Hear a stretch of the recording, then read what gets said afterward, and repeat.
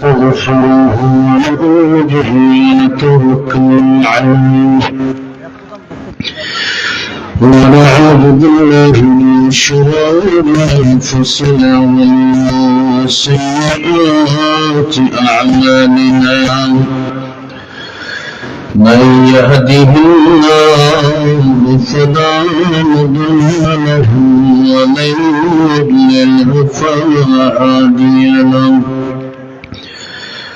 ونشهد أن لا إله إلا الله وحده لا شريك له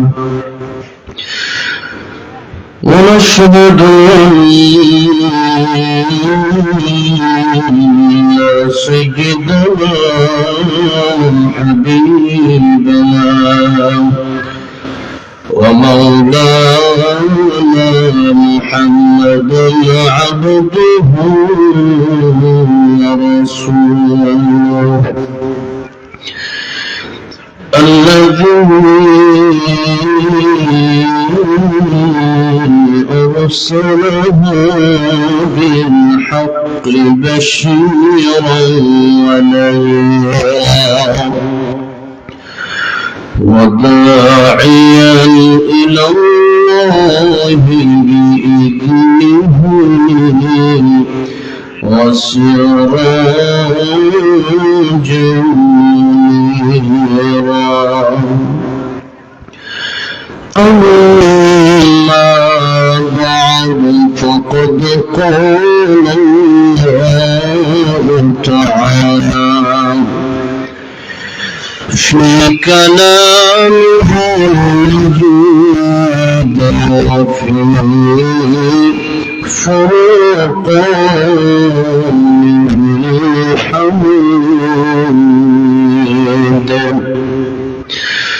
أعوذ بالله من الشيطان الرجيم بسم الله الرحمن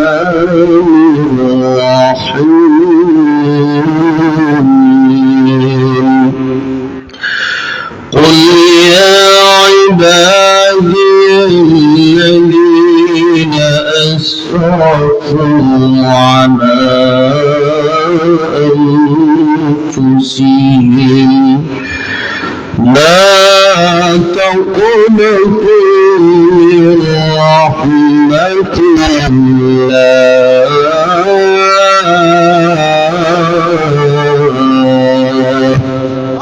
الله إن الله يغفر الذنوب جميعا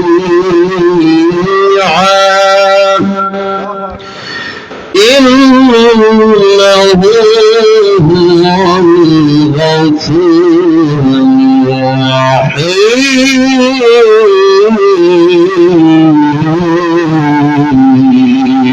الرحيم صدق الله العظيم.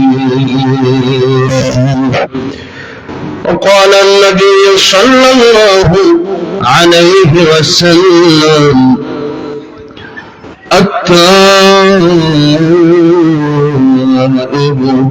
من الذنب كمن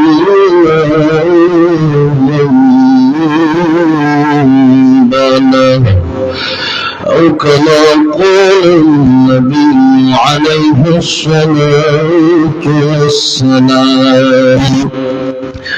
وقال تعالى في شأن حبيبه ومحبوبه مخبرا وآمرا إن الله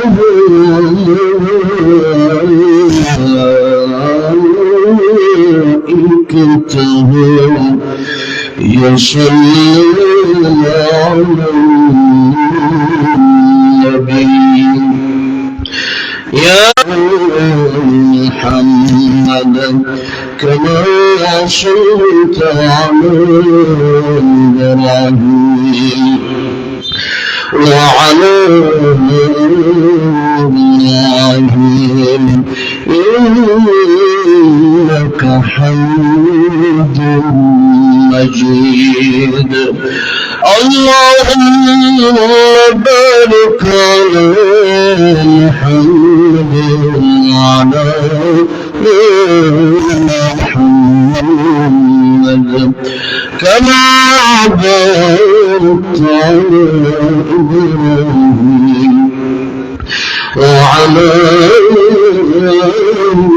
إبراهيم إنك حميد مجيد وقال تعالى يا أيها الذين آمنوا اذكروا الله ذكرا كثيرا وسبحوه بكرة وأصيلا لا إله إلا الله محبة على النبي لا إله إلا الله لا إله إلا الله لا إله জবান খুলে দিতে হবে আল্লাহ জবান দিছে আল্লাহ জবান দিয়ে কিপটামি করে দিতে হবে লা ইলাহা ইল্লাল্লাহ লা ইলাহা সবাই জবান ছেড়ে নেতার নামের স্লোগান দিয়ে শুরু আল্লাহ নামের জিকির করতে কষ্ট কেন জোরে শুনে গুনাহ মাফের আশায় এই মাহফিলে বসেছেন গুনাহ মাফের আশায় লা ইলাহা ইল্লাল্লাহ লা তার কত জানা আসিয়া খেলে প্রেমের খেলা ফেরাউন তার কত জানা আরশ থেকে আল্লাহ বলেন আরশ থেকে আল্লাহ বলেন খুলে দাও বেহেশতের তালা লা ইলাহা ইল্লাল্লাহ জবান ছেড়ে না ইলাহা ইল্লাল্লাহ লা ইলাহা لا إله إلا الله محمد رسول الله صلى الله عليه وسلم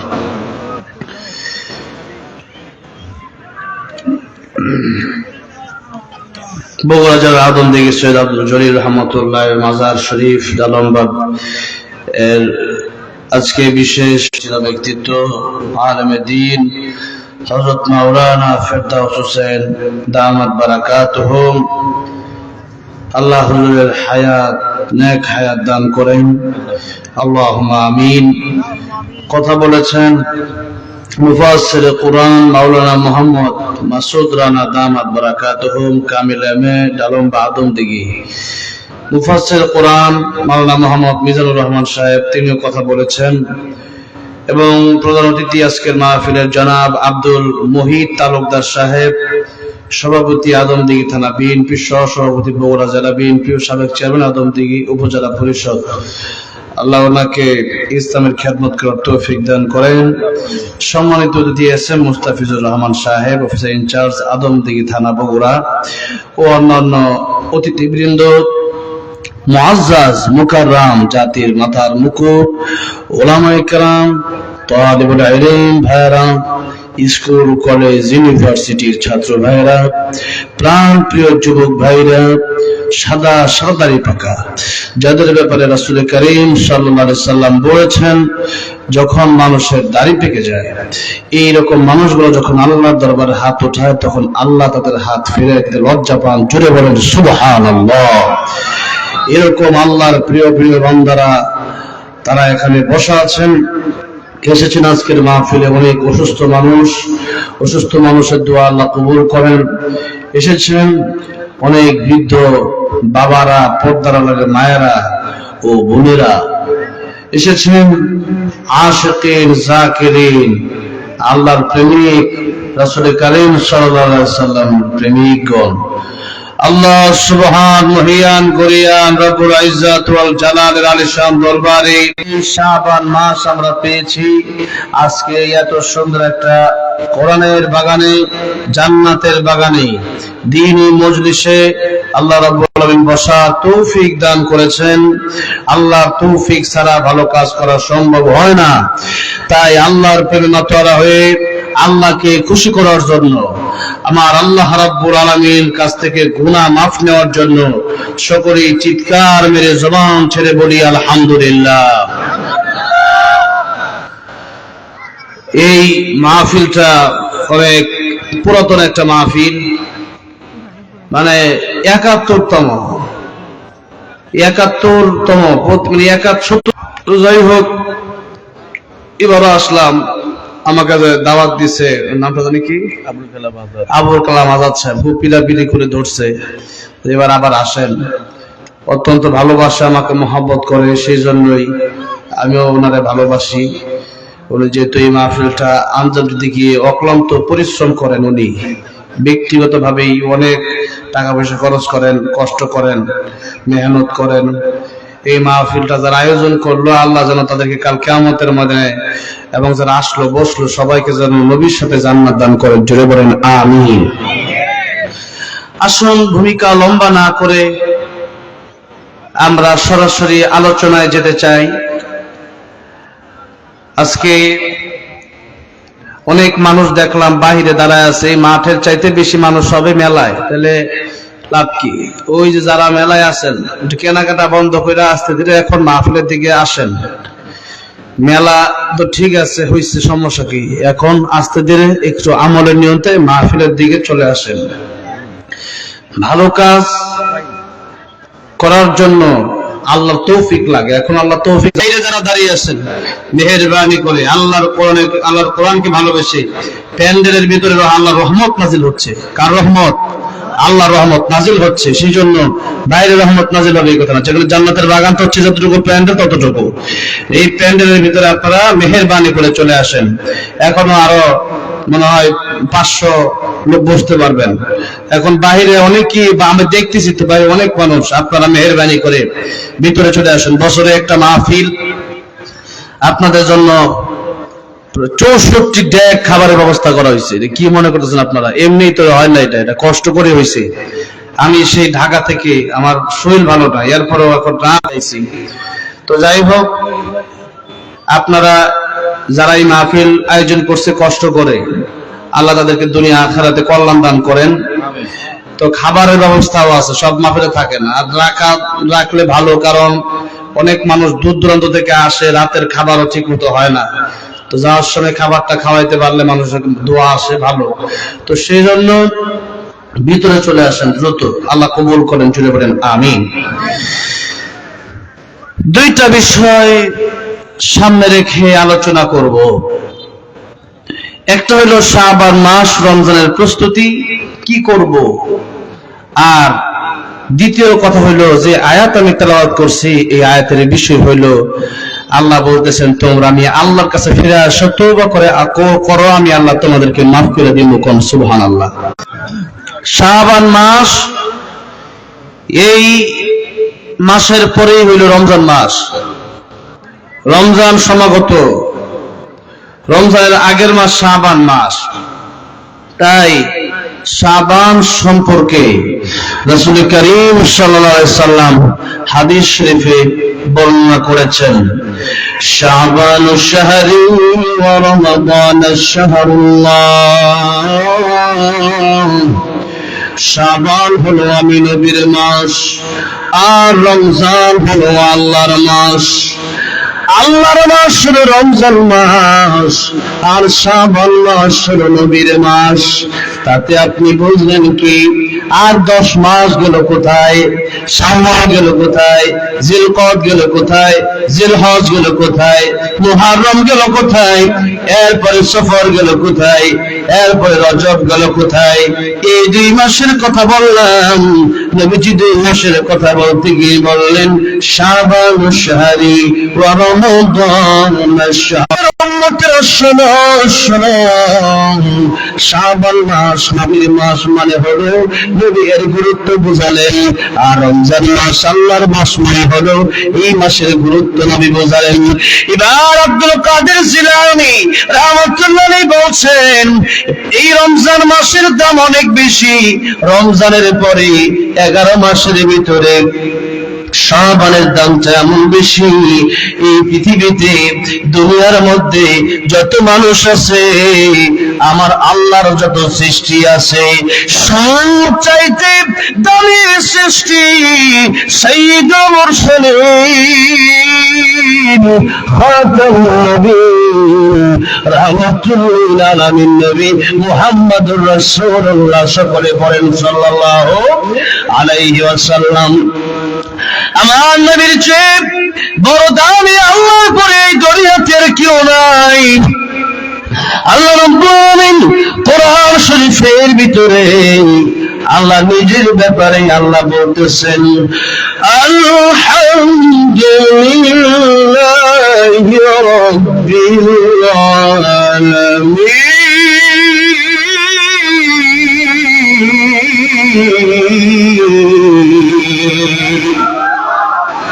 আল্লাহ বলেন, আল্লাহ শিখালেন প্রশংসা সেই আল্লাহর জন্য যে আল্লাহ রাব্বুল আলামিন সমস্ত জগতের রব, সমস্ত জগতের পালন কর্তা, সমস্ত জগতের সৃষ্টিকর্তা।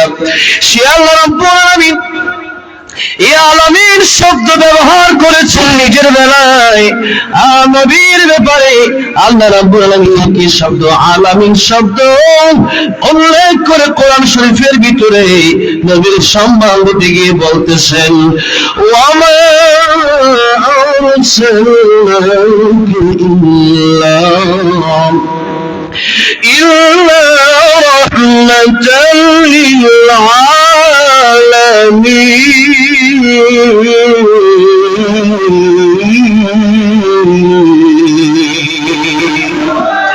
রহমাতুল লিল আলামিন নবী কোরআনে প্রমাণ, আশিক বিনে কে বুঝিবে আমার দয়ার নবীর শান।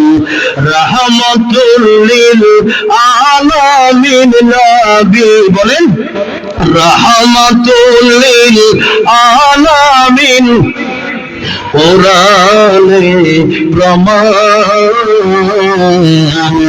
আশিক বিনে কে বুঝিবে আমার দয়ার নবীর শান। বলেন মারহাবা। নবী আমার মদিনারি বলবো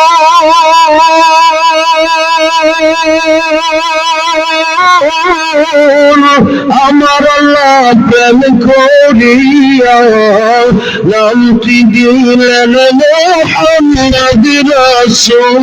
আল্লাহু আকবার। নবী আমার মদিনারি বলবো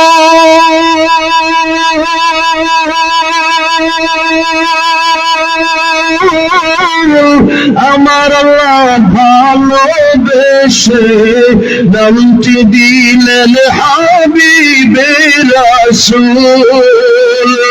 ওই নবীকে ভুল বুঝিনে, ওই নবীকে বলেন ওই নবীকে ভুল বুঝিলে, ওই নবীকে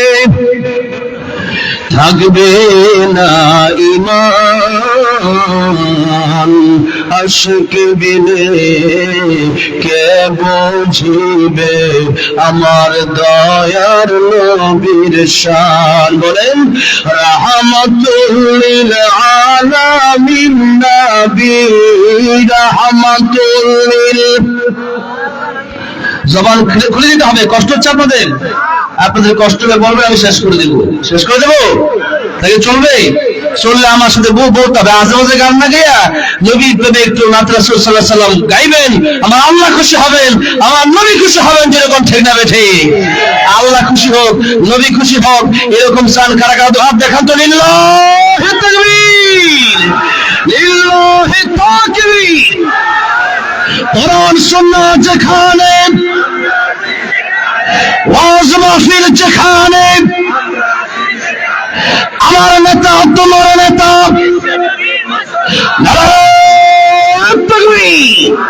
আল্লাহ কবুল করেন তাইলে মাঝে মধ্যে একজন যদি গাইতে হয় আমার সাথে গাইতে পারবেন তো ইনশাআল্লাহ বলেন না রাহমাতুল লিল আলামিন নবী রাহমাতুল লিল কোরআনে প্রমাণ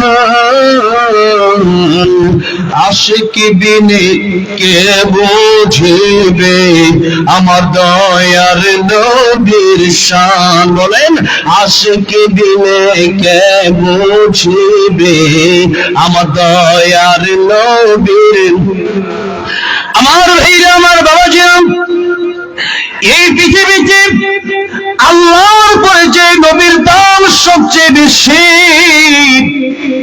সেই নবী আমার নবী আপনার নবী রাহমাতুল লিল আলামিন নবী আল্লাহ যত জায়গার জন্য তত জায়গার জন্য আমার নবীর রহমত জোরে জোরে বলেন সুবহানাল্লাহ তাই কিয়ামতের কঠিন ময়দানে এই পৃথিবীর মানুষগুলো নিজের জন্য আফসোস করতে থাকবে জানি না কিয়ামতের কঠিন ময়দানে কি আর উপায় হয় মা তার সন্তান চিনবে না বাবা তার সন্তান চিনবে না ভাই তার বোন চিনবে না বোন তার ভাই চিনবে না المرء من أخيه وأمه وأبيه وصاحبته وبنيه কিয়ামতের কঠিন ময়দানে অন্যান্য নবীরা পর্যন্ত আদম আলাইহিস সালাম থেকে নিয়ে ঈসা আলাইহিস সালাম পর্যন্ত লক্ষ লক্ষ নবী রাসূলরা নিজের জন্য নফসি নফসি বলে চিৎকার করতে থাকবে এক জায়গা থেকে আওয়াজ একজনের জবান মোবারক থেকে আওয়াজ আসতে থাকবে রব্বি হাবলি উম্মতি রব্বি হাবলি উম্মতি তিনি হলেন আমার আপনার নবী বিশ্ব নবী সাইয়্যিদুল মুরসালিন খাতামুন নবীন রাহমাতুল লিল আলামিন চিৎকার মেরে বলা যাবে না সুবহানাল্লাহ আমার ভাইরা আমার বাবাজিরা আমার নবীজি কিয়ামতের কঠিন ময়দানে চোখের পানি ছেড়ে কাঁদতে থাকবে আল্লাহ রাব্বুল আলামিনকে ডাক দিয়ে বলবেন আল্লাহ রাব্বুল আলামিন আজকে উম্মত জাহান্নামে যাবে আর আমি নবী জান্নাতে গিয়ে আনন্দ করব তা হয় না আমার উম্মতকে আমি আজকে জান্নাতে নিতে চাই আমার আল্লাহ ডেকে বলবেন নবী আমি আল্লাহ আর সমস্ত জগতের জন্য দুনিয়ার জন্য যেমন আপনি রহমত ছিলেন আখিরাতের জন্য আপনি তেমনই রহমত ও আমার নবী ও আমার হাবিব আজকে আপনাকে অনুমতি দিয়ে দিলাম খাঁটি উম্মত পাগল পাড়াদেরকে দেখা ধৈর্য দিলে জান্নাতের ভিতরে পৌঁছায় দেন যদি কোন আল্লাহু আকবার আমার বাবাজি তাই আমার আল্লাহ রাব্বুল আলামিন বলতেছেন যদি তোমরা আমাকে ভালোবাসতে চাও কুল ইন কুনতুম তুহিব্বুনাল্লাহ ফাত্তাবিউনি ইউহিব্বুকুমুল্লাহ ওয়া ইয়াগফির লাকুম যুনুবাকুম ওয়াল্লাহু গফুরুর রহিম আমার অনেকে বলতেছেন নবী আমার আপনি বলেন এই পৃথিবীতে যারা চায় আমি আল্লাহরে ভালোবাসি ভালোবাসতে এই দুনিয়াতে যা প্রকৃত ঈমানদার তারা তো আসলে আমার আল্লাহরে বেশি ভালোবাসে। এই কথাটাও আল্লাহ রাব্বুল আলামিন কোরআন শরীফে বলে দিয়েছেন, ওয়াল্লাযীনা আমানু আশাদ্দু হুব্বান লিল্লাহ।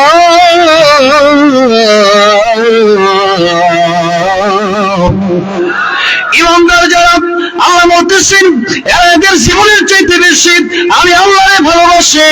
তাই ইব্রাহিম আলাইহিস সালামকে যখন আগুনে ফেলে দেওয়া হবে, ইব্রাহিম আলাইহিস সালামকে জিবরাইল আমিন জিজ্ঞেস করতেছেন, পয়গম্বর ইব্রাহিম আগুনে ফেলে দেন, আপনি আমারে বলেন আপনার আগুন থেকে বাঁচিয়ে দিই। পয়গম্বর ইব্রাহিম খলিলুর ডাক দিয়ে বলতেছেন, জিবরাইল তোমার আমি বলবো কেন আগুন থেকে বাঁচানোর জন্য? যে আল্লাহরে ভালোবাসে ওই আল্লাহ কি আমার দেখে না? আল্লাহু আকবার। ওই আল্লাহ কি আমার দেখে না? ওই আল্লাহ কি অন্ধ হয়ে গেছে? ওই আল্লাহ কি আমার দেখে না? আর আল্লাহ যদি আমার দেখা থাকি, আমি তো সবচেয়ে বেশি ভালোবাসি আল্লাহরে। আমার মালিক যেমন আল্লাহ, এই আগুনের মালিক কত আমার আল্লাহ। তুমি আগুন থেকে আমার বাঁচাবা কেন? আমার আল্লাহ কুদরতি হাতে আমার আগুন থেকে বাঁচাবে। আল্লাহু আকবার। আমার আল্লাহ নিজেই আমার কুদরতি হাতে বাঁচাবে। ও জিবরাইল তোমার কোনো সাহায্যের প্রয়োজন নাই। এবার জিবরাইল আমি আর সাহায্য করতেছে না, কিন্তু এবার ইব্রাহিম আলাইহিস সালামকে যখন আগুনে ফেলে দেওয়া হবে, এবার ইব্রাহিম আলাইহিস সালামকে জিবরাইল আলাইহিস সালাম জিজ্ঞাসা করতেছেন, পয়গম্বর ইব্রাহিম জিবরাইলের সাহায্য নিলেন না, আমি নিকেল চলে আসলাম, আমারে আপনি বলেন। পয়গম্বর ইব্রাহিম বলতেছেন তোমাদের কারো সাহায্যের প্রয়োজন নাই। আগুনে যদি আমি পড়ি আর আমার আগুনে পড়া দেখে যদি আমার আল্লাহ রাব্বুল আলামিন খুশি হয়ে যায়, আমার আল্লাহর খুশির জন্য, আমার আল্লাহর ভালোবাসার জন্য আমি ইব্রাহিম একবার নয় দুইবার নয়, আমি ইব্রাহিম 1000 বার আগুনের ভিতরে জ্বলতে রাজি আছি। আমার ভাইরা, আমার বাবাজিরা, সেই ইব্রাহিম পয়গম্বরের ঈমান কেমন ছিল, আর আজকে আমার ঈমানটা ফাটা হয়ে গেছে। আমাদের ঈমানটা কচু পাতার পানির মতো হয়ে গেছে। ঈমান শুধু নড়ে চড়ে, আল্লাহকে আমরা আগের ইব্রাহিম আলাইহিস সালামের মতো ভালোবাসতে পারি নাই। আল্লাহ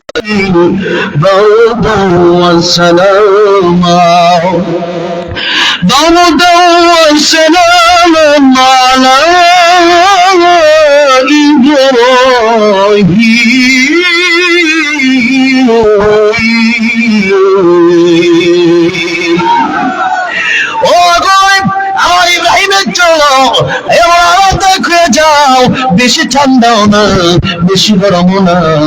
আমার ইব্রাহিম যেমনি শান্তি পায় ওইরকম শান্তিদায়ক তুমি হয়ে যাও। ইব্রাহিম আলাইহিস সালামকে আগুনে ফেলে দিল, যে ইব্রাহিম আলাইহিস সালাম আল্লাহরে ভালোবাসলো, আমার আল্লাহকে আগুনে রে আর গরম থাকবে না, আমার ইব্রাহিমের জন্য শান্তিদায়ক হয়ে যাও। ইব্রাহিম আলাইহিস সালামকে আল্লাহ রাব্বুল আমিন ফুলের বাগান বানায় দিয়েছে। জোরে বলো সুবহানাল্লাহ।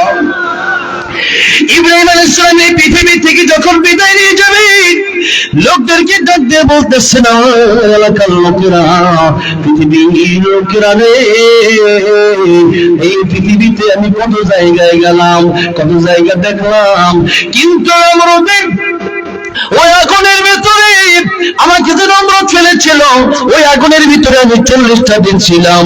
ওই 40টা দিন আগুনের ভিতরে যত শান্তি, যত মজা পাইছি, এত মজা আমি ইব্রাহিম আর কোথাও পাই নাই।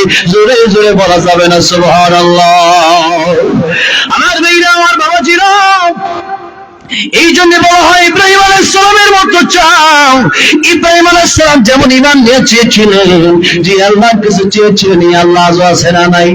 জোরে কই আল্লাহ রাব্বুল আমিন আজও আছে না নাই?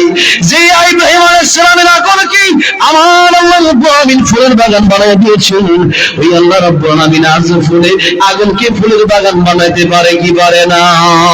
যে নবী ইব্রাহিমের আগুন হলো পানি, ডাকার মতো ডাকলে আজ সারা দেবেন তিনি, রে মন সারা দেবেন তিনি। ঠিক কিনা? যে নামে ইব্রাহিমের আগুন হইল পানি, ডাকার মতো ডাকলে আজ সারা দেবেন তিনি, রে মন সারা দেবেন তিনি।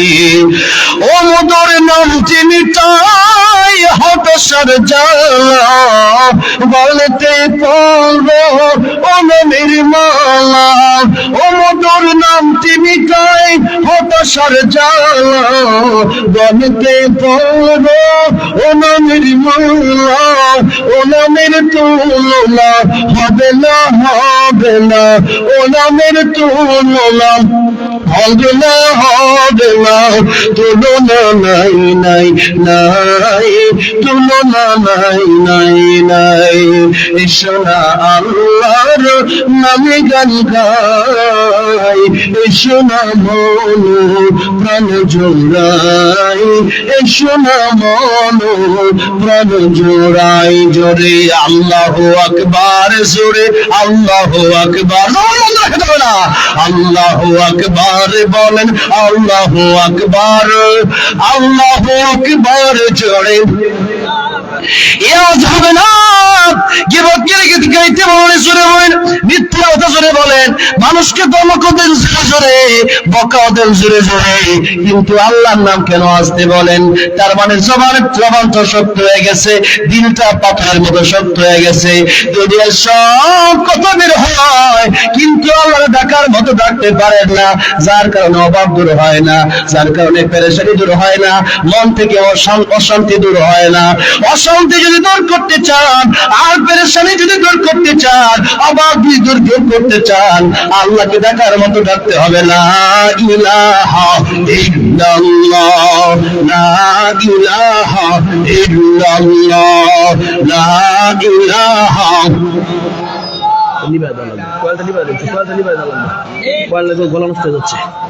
লা ইলাহা ইল্লাল্লাহ, লা ইলাহা, লা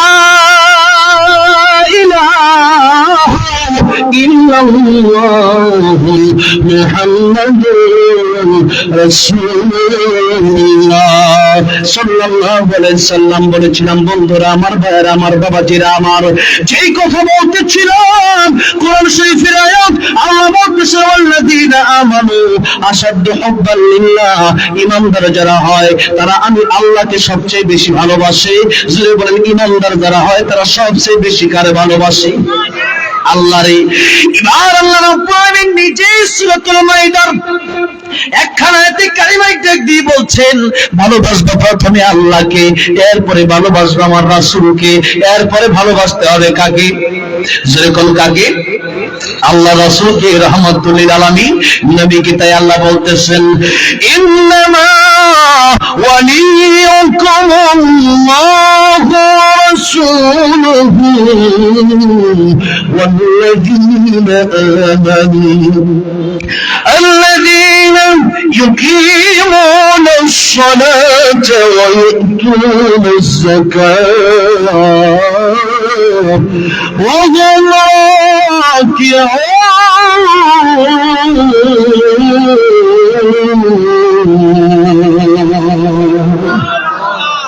আল্লাহ বলতেছেন, এক নম্বরে ও দুনিয়ার মানুষেরা তোমার বন্ধু আমি আল্লাহ। কেন তোমার বন্ধু আমি আল্লাহ?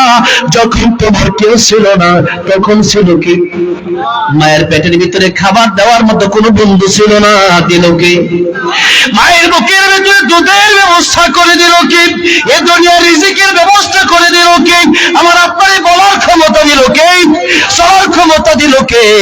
যে আল্লাহ এত কিছু দিলেন আমাকে, আপনাকে মহব্বত করে, সেই আল্লাহ রাব্বুল আলামিনের চাইতে বড় বন্ধু আর কেউ হতে পারে না। যখন ঠিক না বেঠি, যখন আমার কেউ ছিল না তখন ছিলে তুমি, যখন আমার কেউ রবে না তখন রবে তুমি।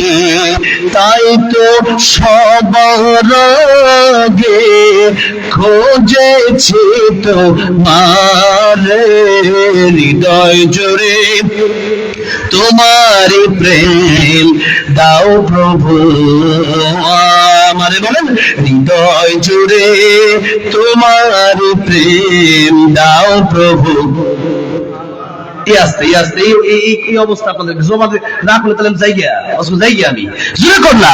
হৃদয় জোরে তোমারি প্রেম দাও প্রভু আমারে, হৃদয় জোরে তোমারি প্রেম দাও প্রভু।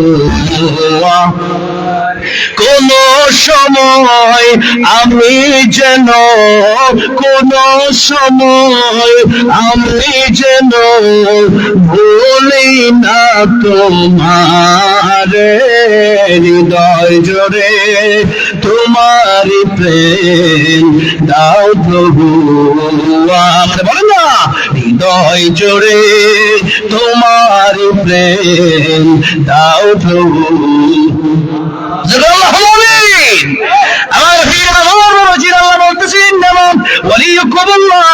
এই দুনিয়া এক নম্বর তোমার বন্ধু হবো আমি আল্লাহ, আর 2 নম্বরে তোমার বন্ধু হবে আমার রাসূল। কারণ আমি আল্লাহ, আমার রাসূল যেটা বলে ওইটা আমি শুনি, আমার রাসূলের সুপারিশ আমি আল্লাহ রাব্বুল আলামিন মঞ্জুর করি। তাই কিয়ামতের ময়দানে উম্মতগুলো বিপদে পড়ে যাবে। এই উম্মতের জন্য আমার নবী 4 জনের সুপারিশ করবে, যদিও দৃষ্টি থাকে জাহান্নামের খাতায়, কিন্তু নবীর সুপারিশের কারণে আমার আল্লাহ রাব্বুল আলামিন তাকে জান্নাতের মালিক বানায়া দিবে। এই জন্য আল্লাহ বলছিল আমি আল্লাহর পরে আমার নবীকে তোমাদের ভালোবাসতে হবে, আমার রাসূলকে তোমাদের ভালোবাসতে হবে। আমার রাসূলকে যদি ভালো না বাসো, আমি আল্লাহকে পাওয়ার কোনো সিস্টেম নাই। কারণ ইসলাম জানছি নবীর মাধ্যমে, এরপরে কোরআন শিখেছি নবীর মাধ্যমে, নামাজ শিখেছি নবীর মাধ্যমে, দ্বীন শিখেছি নবীর মাধ্যমে। এই যে নবীকে ভালোবাসার দরকার আছে না নাই? ভালোটা কেমন বাসতে হবে? নবী বলতেছেন না ইউমিনু আহাদুকুম হাত্তা আকুনা হাব্বা ইলাইহি, লা ইউমিনু আহাদুকুম হাত্তা আকুনা হাব্বা ইলাইহি মিন ওয়ালিদিহি ওয়া ওয়ালাদিহি ওয়ান নাসি আজমাইন। ভালো তুমি আমারে কেমনে বাসবা? ভালোবাসতে হবে তোমার সন্তানের চেয়ে বেশি ভালোবাসতে হবে, তোমার মায়ের চাইতে বেশি ভালোবাসতে হবে, তোমার বাপের চাইতে বেশি ভালোবাসতে হবে। তাহলে কিয়ামতের ময়দানে আমি তোমার জন্য সুপারিশ করব। তাহলে নবীকে জীবনের চাইতে বেশি ভালোবাসার দরকার আছে না নাই? কেমন ভালোবাসবেন? আরে সূরার ভিতরে আমার নবীজি প্রবেশ করেন, আবু বকর সিদ্দিক রাদিয়াল্লাহু আনহুর উপরে মাথা রেখে ঘুমায় গেলেন। আবু বকর সিদ্দিক রাদিয়াল্লাহু আনহু পায়ের সাথে দংশন করলো। আবু বকর সিদ্দিক রাদিয়াল্লাহু আনহু ওনার চোখ দিয়ে দর দর করে পানি পড়তেছে। আমার নবীজি ঘুম দিয়ে গেল। আবু বকর সিদ্দিক রাদিয়াল্লাহু আনহু এক ফোঁটা মতোই ফোঁটা চোখের পানি আমার নবীজির সুন্দর চেহারা মোবারকে যখন পড়ে গেল, আমার নবীজি এবার আবু বকর সিদ্দিক রাদিয়াল্লাহু আনহুকে ডাক দিয়ে বলছেন, আবু বকর তুমি কাঁদো কেন? বাড়ির কথা মনে পড়ে গেছে বুঝি, স্ত্রীর কথা মনে পড়ে গেছে বুঝি, পরিবারের কথা মনে পড়ে গেছে বুঝি? আবু বকর সিদ্দিক রাদিয়াল্লাহু আনহু ডাক দিয়ে বলেন, রাসূলুল্লাহ ইয়া হাবিবাল্লাহ, বাড়ির কথা পরিবারের কথা কেন মনে পড়বে? জীবনের চাইতে পরিবারের চাইতে বেশি আপনার ভালোবাসি। নবী আবু বকর তুমি কাঁদো কেন? এবার আবু বকর দিকে বলি, ইয়া রাসূলুল্লাহ ইয়া হাবিবাল্লাহ, কান্দে এই জন্য সাথে দংশন করেছে, ব্যথা সহ্য করতে পারি নাই। নবী আমার দেখে বলে, আবু বকর এই সবের কামড়ে কাটতেছ, আগে বলো না কেন? নবীজি লালা মোবারক লাগাই দিচ্ছে একটু, যেখানে সাপে কামড়তেছে সাথে সাথে সাপের বিষ পানি হয়ে গেছে। আল্লাহু আকবার। সাপের বিষ পানি হলো লালাতে তোমার, সাপের বিষ পানি হলো লালাতে তোমার। আবু বকর সুস্থ হলো মুজিজা তোমার, তুমি পেয়ারা খোদার, তুমি হাবিব আল্লাহর, জগতের চাঁদ তুমি নবীজি আমার, জগতের চাঁদ তুমি নবীজি আমার। ইহ পরকালে তুমি বড় ভান্ডার, তুমি পেয়ারা খোদার, তুমি হাবিব আল্লাহর। ঠিক না? দ্বিখণ্ডিত চাঁদ হলো ইশারায় তোমার, দ্বিখণ্ডিত চাঁদ হলো ইশারায় তোমার, কাফের মুশরিক মুসলিম হলো মুজিজা তোমার, তুমি পেয়ারা খোদার, তুমি হাবিবুল্লাহ। বলেন না, জগতের চাঁদ তুমি নবীজি আমার, জগতের চাঁদ তুমি নবীজি আমার, ইহ পরকালে তুমি মায়ার ভান্ডার, তুমি প্যারা খোদার, তুমি হাবিবুল্লাহ। জোরে কোন মারহাবা। আমার বাবা চিরাম আল্লাহ বিশ্ব নবী রাহমাতুল লিল আলামিন ডাক দেখে আরো আগে ডাক দিলে তো আর কাঁদা লাগতো না, আমি লাগাই দিতাম, আগে মেডিসিন লাগাইলে আগে ভালো হয়ে যেত। আবু বকর সিদ্দিক রাদিয়াল্লাহু আনহু, ইয়া রাসূলুল্লাহ, ইয়া হাবিবাল্লাহ, আমি আপনার ঘুম ভাঙাবো কিভাবে? এত কম তো ভালোবাসি না যে আপনার ঘুম আমি ভাঙায় দেব। কিয়ামতের কঠিন ময়দানে আল্লাহ যদি জিজ্ঞাসা করে, আবু বকর আমার নবীর ঘুমের দাম বেশি না তোমার জীবনের দাম বেশি? ইয়া রাসূলুল্লাহ, কিয়ামতের কঠিন ময়দানে আমি বলে দেব আমার জীবনের চাইতে আমার রাহমাতুল লিল আলামিন নবীর ঘুমের দামটাই বেশি। আল্লাহু আকবার। আমার ভাইরা, আমার বাবাজির, আবু বকর সিদ্দিক রাদিয়াল্লাহু আনহু বলেন, ইয়া রাসূলুল্লাহ, ইয়া হাবিবাল্লাহ, আমার জীবনের চাইতে আপনার ঘুমের দাম বেশি। ইয়া রাসূলুল্লাহ, ইয়া হাবিবাল্লাহ, আমি যদি আল্লাহরে বলি, আল্লাহ রাব্বুল আলামিন নবীর ঘুমের দাম বেশি আমার জীবনের চাইতে, আর আমার আল্লাহ যদি আমার জিজ্ঞাসা করে, আবু বকর, আমার নবী, আমার হাবিব, আমার বন্ধুর গোশদের গারসরের ভিতরে কেন ভেঙেছিলে? আল্লাহর পয়গম্বর, ইয়া রাসূলুল্লাহ, ও হাবিব আমার, ও রাহমাতুল লিল আলামিন, আমি সেদিন কি জবাব দেব? জবাব দেওয়ার মতো কোনো কায়দা থাকবে না। ইয়া রাসূলুল্লাহ, ইয়া হাবিবাল্লাহ, এই জন্য আজকে আপনার ঘুম ভাঙানোর সাহস আমার হচ্ছে না। আমি ভাবি আমার কত কষ্টই হোক না কেন, আপনার আলামের ঘুম আমি আবু বকর ভাঙাইতে পারি না। জোরে বলেন সুবহানাল্লাহ। আবু বকর সিদ্দিকের মতো ভালোবাসতে হবে, ওমর রাদিয়াল্লাহু আনহুর মতো ভালোবাসতে হবে। আবু বকর সিদ্দিক রাদিয়াল্লাহু আনহু, আবু বকর সিদ্দিকের সামনে একদিন নবী কি হতে গালি দিয়া বলল, আল্লাহ ফকির, আসলে ফকির। কেন ফকির বলল? আল্লাহ কোরআন শরীফে যখন আয়াত নাযিল করছে, মান দাল্লাযী ইউকরিদুল্লাহ করদান হাসানা, কে আমি আল্লাহর ঋণ দিবা, আমি আল্লাহর করজ দিবা, তার মানে মসজিদ দান করবা, মাদ্রাসায় দান করবা, ইতিমকে কিছু টাকা পয়সা দিবা, গরিবকে কিছু টাকা পয়সা দিবা, ওয়াজ মাহফিলে কিছু টাকা পয়সা দিবা, কোরআনের জন্য দুনিয়াতে কিছু টাকা পয়সা মাল তুমি খরচ করবা, আর তার বিনিময়ে আমি আল্লাহ রাব্বুল আলামিন তোমাকে কিয়ামতের ময়দানে তার জাযা দিয়ে দেব। আমি আল্লাহ রাব্বুল আলামিন উত্তম গুণ তোমাকে বাড়ায় দেব। এই আয়াত যখন নাযিল হয়ে গেল, তখন এই ইহুদি আবু বকরের সামনে বলল, আল্লাহ ফকির, নবী ফকির। এতদিন ভাবতাম মুহাম্মদ মনে হয় একলা ফকির, এখন দেখি তারা আল্লাহ ফকির। জুরি কোন নাউযুবিল্লাহ। আবু বকর সিদ্দিক রাদিয়াল্লাহু আনহু একটা থাপ্পড় মারছে, ইহুদির এক থাপ্পড় মারছে, পইরা গেছে। কারণ আবু বকরের এই থাপ্পড়টা কিন্তু শরীরের জোরে না, শুধুমাত্র দেহের জোরে না, বরং এই থাপ্পড় ছিল ঈমানের পাওয়ার জোরে। কোন ঠিক না বেঠি? ও মুসলমান, আমার ভাইরা, আমার বাবাজিরা, এই দুনিয়ায় আমার বিরুদ্ধে কথা বললে আমি সহ্য করতে পারি, আমার বাপের বিরুদ্ধে কথা বললে আমি সহ্য করতে পারি, আমার নেতার বিরুদ্ধে কথা বললে আমি সহ্য করতে পারি, কিন্তু আল্লাহ আর আমার নবীর বিরুদ্ধে যদি কেউ গালি দেয়, ওইটা কোনোদিন কোনো মুসলমান সহ্য করতে পারে না, ওইটা মুসলমান বরদাস্ত করতে পারে না। কারণ নিজের জীবনের চাইতে আমার নবীকে বেশি ভালোবাসে। ঠিক না বেঠি? আমার নবীকে জীবনের চাইতে বেশি ভালোবাসেন। কিন্তু হাত দেখতে চাই। নারায়ে তাকবীর, নারায়ে তাকবীর। কোরআন সুন্নাহ যেখানে, বিশ্ব নবীর শত্রুরা আর কোরআনের দুশমনেরা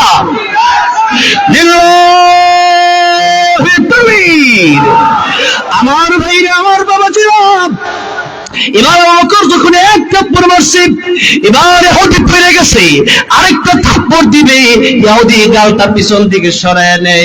এবার আবু বকর সিদ্দিক রাদিয়াল্লাহু আনহু থাপ্পড় দিলেন না, চলে গেলেন বাড়িতে। কিন্তু ইহুদি চুরি চুরি আবার সিনাজুরি, যারা দেখবেন চুরি করে মাঝে মধ্যে বড় গলায় কথা কয়, কোন ঠিক না ঠিক? এই জন্য ইহুদিরা এত আগে থেকেই বাটপার, এখন আবার নবীর কাছে বিচার নিয়ে আসি, ইয়া রাসূলুল্লাহ আবু বকর আমার থাপ্পড় দিয়েছে, বিচার করেন। নবীজি কই কেন থাপ্পড় দিয়েছে? ইহুদি কই এমনি মারছে আমার। নবীজি কই থাপ্পড় দিয়েছে মনে হয় উমর, আবু বকর মনে হয় দেন কেন আরহামু উম্মতি বি উম্মতি আবু বকর। আবু বকর হলো উম্মতের সবচেয়ে নরম মানুষ, এই নরম মানুষ, তিনার মনটা খুবই নরম, এই জন্য আরহামু উম্মতি বি উম্মতি আবু বকর। আর আসাদুম ফি আমরিল্লাহি উমর, উমর হইল গরম, কথা বেশি কইলে কল্ল থাকবে না, এই হলো উমর, এই জন্য উমর মনে হয় তোমার থাপ্পড় দিয়েছে। ইহুদি ডাক দিয়ে কয় ইয়া রাসূলুল্লাহ আমি উমরও ভালো করে চিনি, আবু বকরকেও ভালো করে চিনি, আমার থাপ্পড়টা দিয়েছে আবু বকর।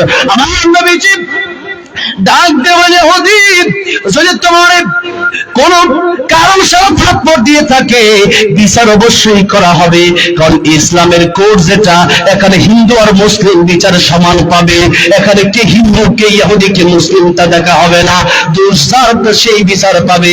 এরই নাম হচ্ছে ইসলাম। ইসলামের সৌন্দর্য এটা, জোরে জোরে বলা যাবে না সুবহানাল্লাহ। আমার ভাইরা, আমার বাবাজিরা, এবার আসুন আল্লাহর নবী বিশ্বনবী রাহমাতুল্লাহি আলাইহির কাছে যখন বিচার নিয়ে আসলো, নবীজি বলতেছেন ও ইহুদি, এরকম সিলিমিটা লাস্টে দিবেন, সিলিপ দিলে কত বড় সিলিমি, কত বড় লেখা দেন, আপনি পারবেন? গত বছর আমার গতবার আগের মাহফিল নষ্ট করছে প্রধানমন্ত্রী দিয়ে নয়া, ঠিক না? নষ্ট করছে প্রধানমন্ত্রী দিয়ে, ঠিক না? আচ্ছা ফুটকা ঢুকে গেছে, ওয়াজ ফুটকা ঢুকে গেলে তো সমস্যা।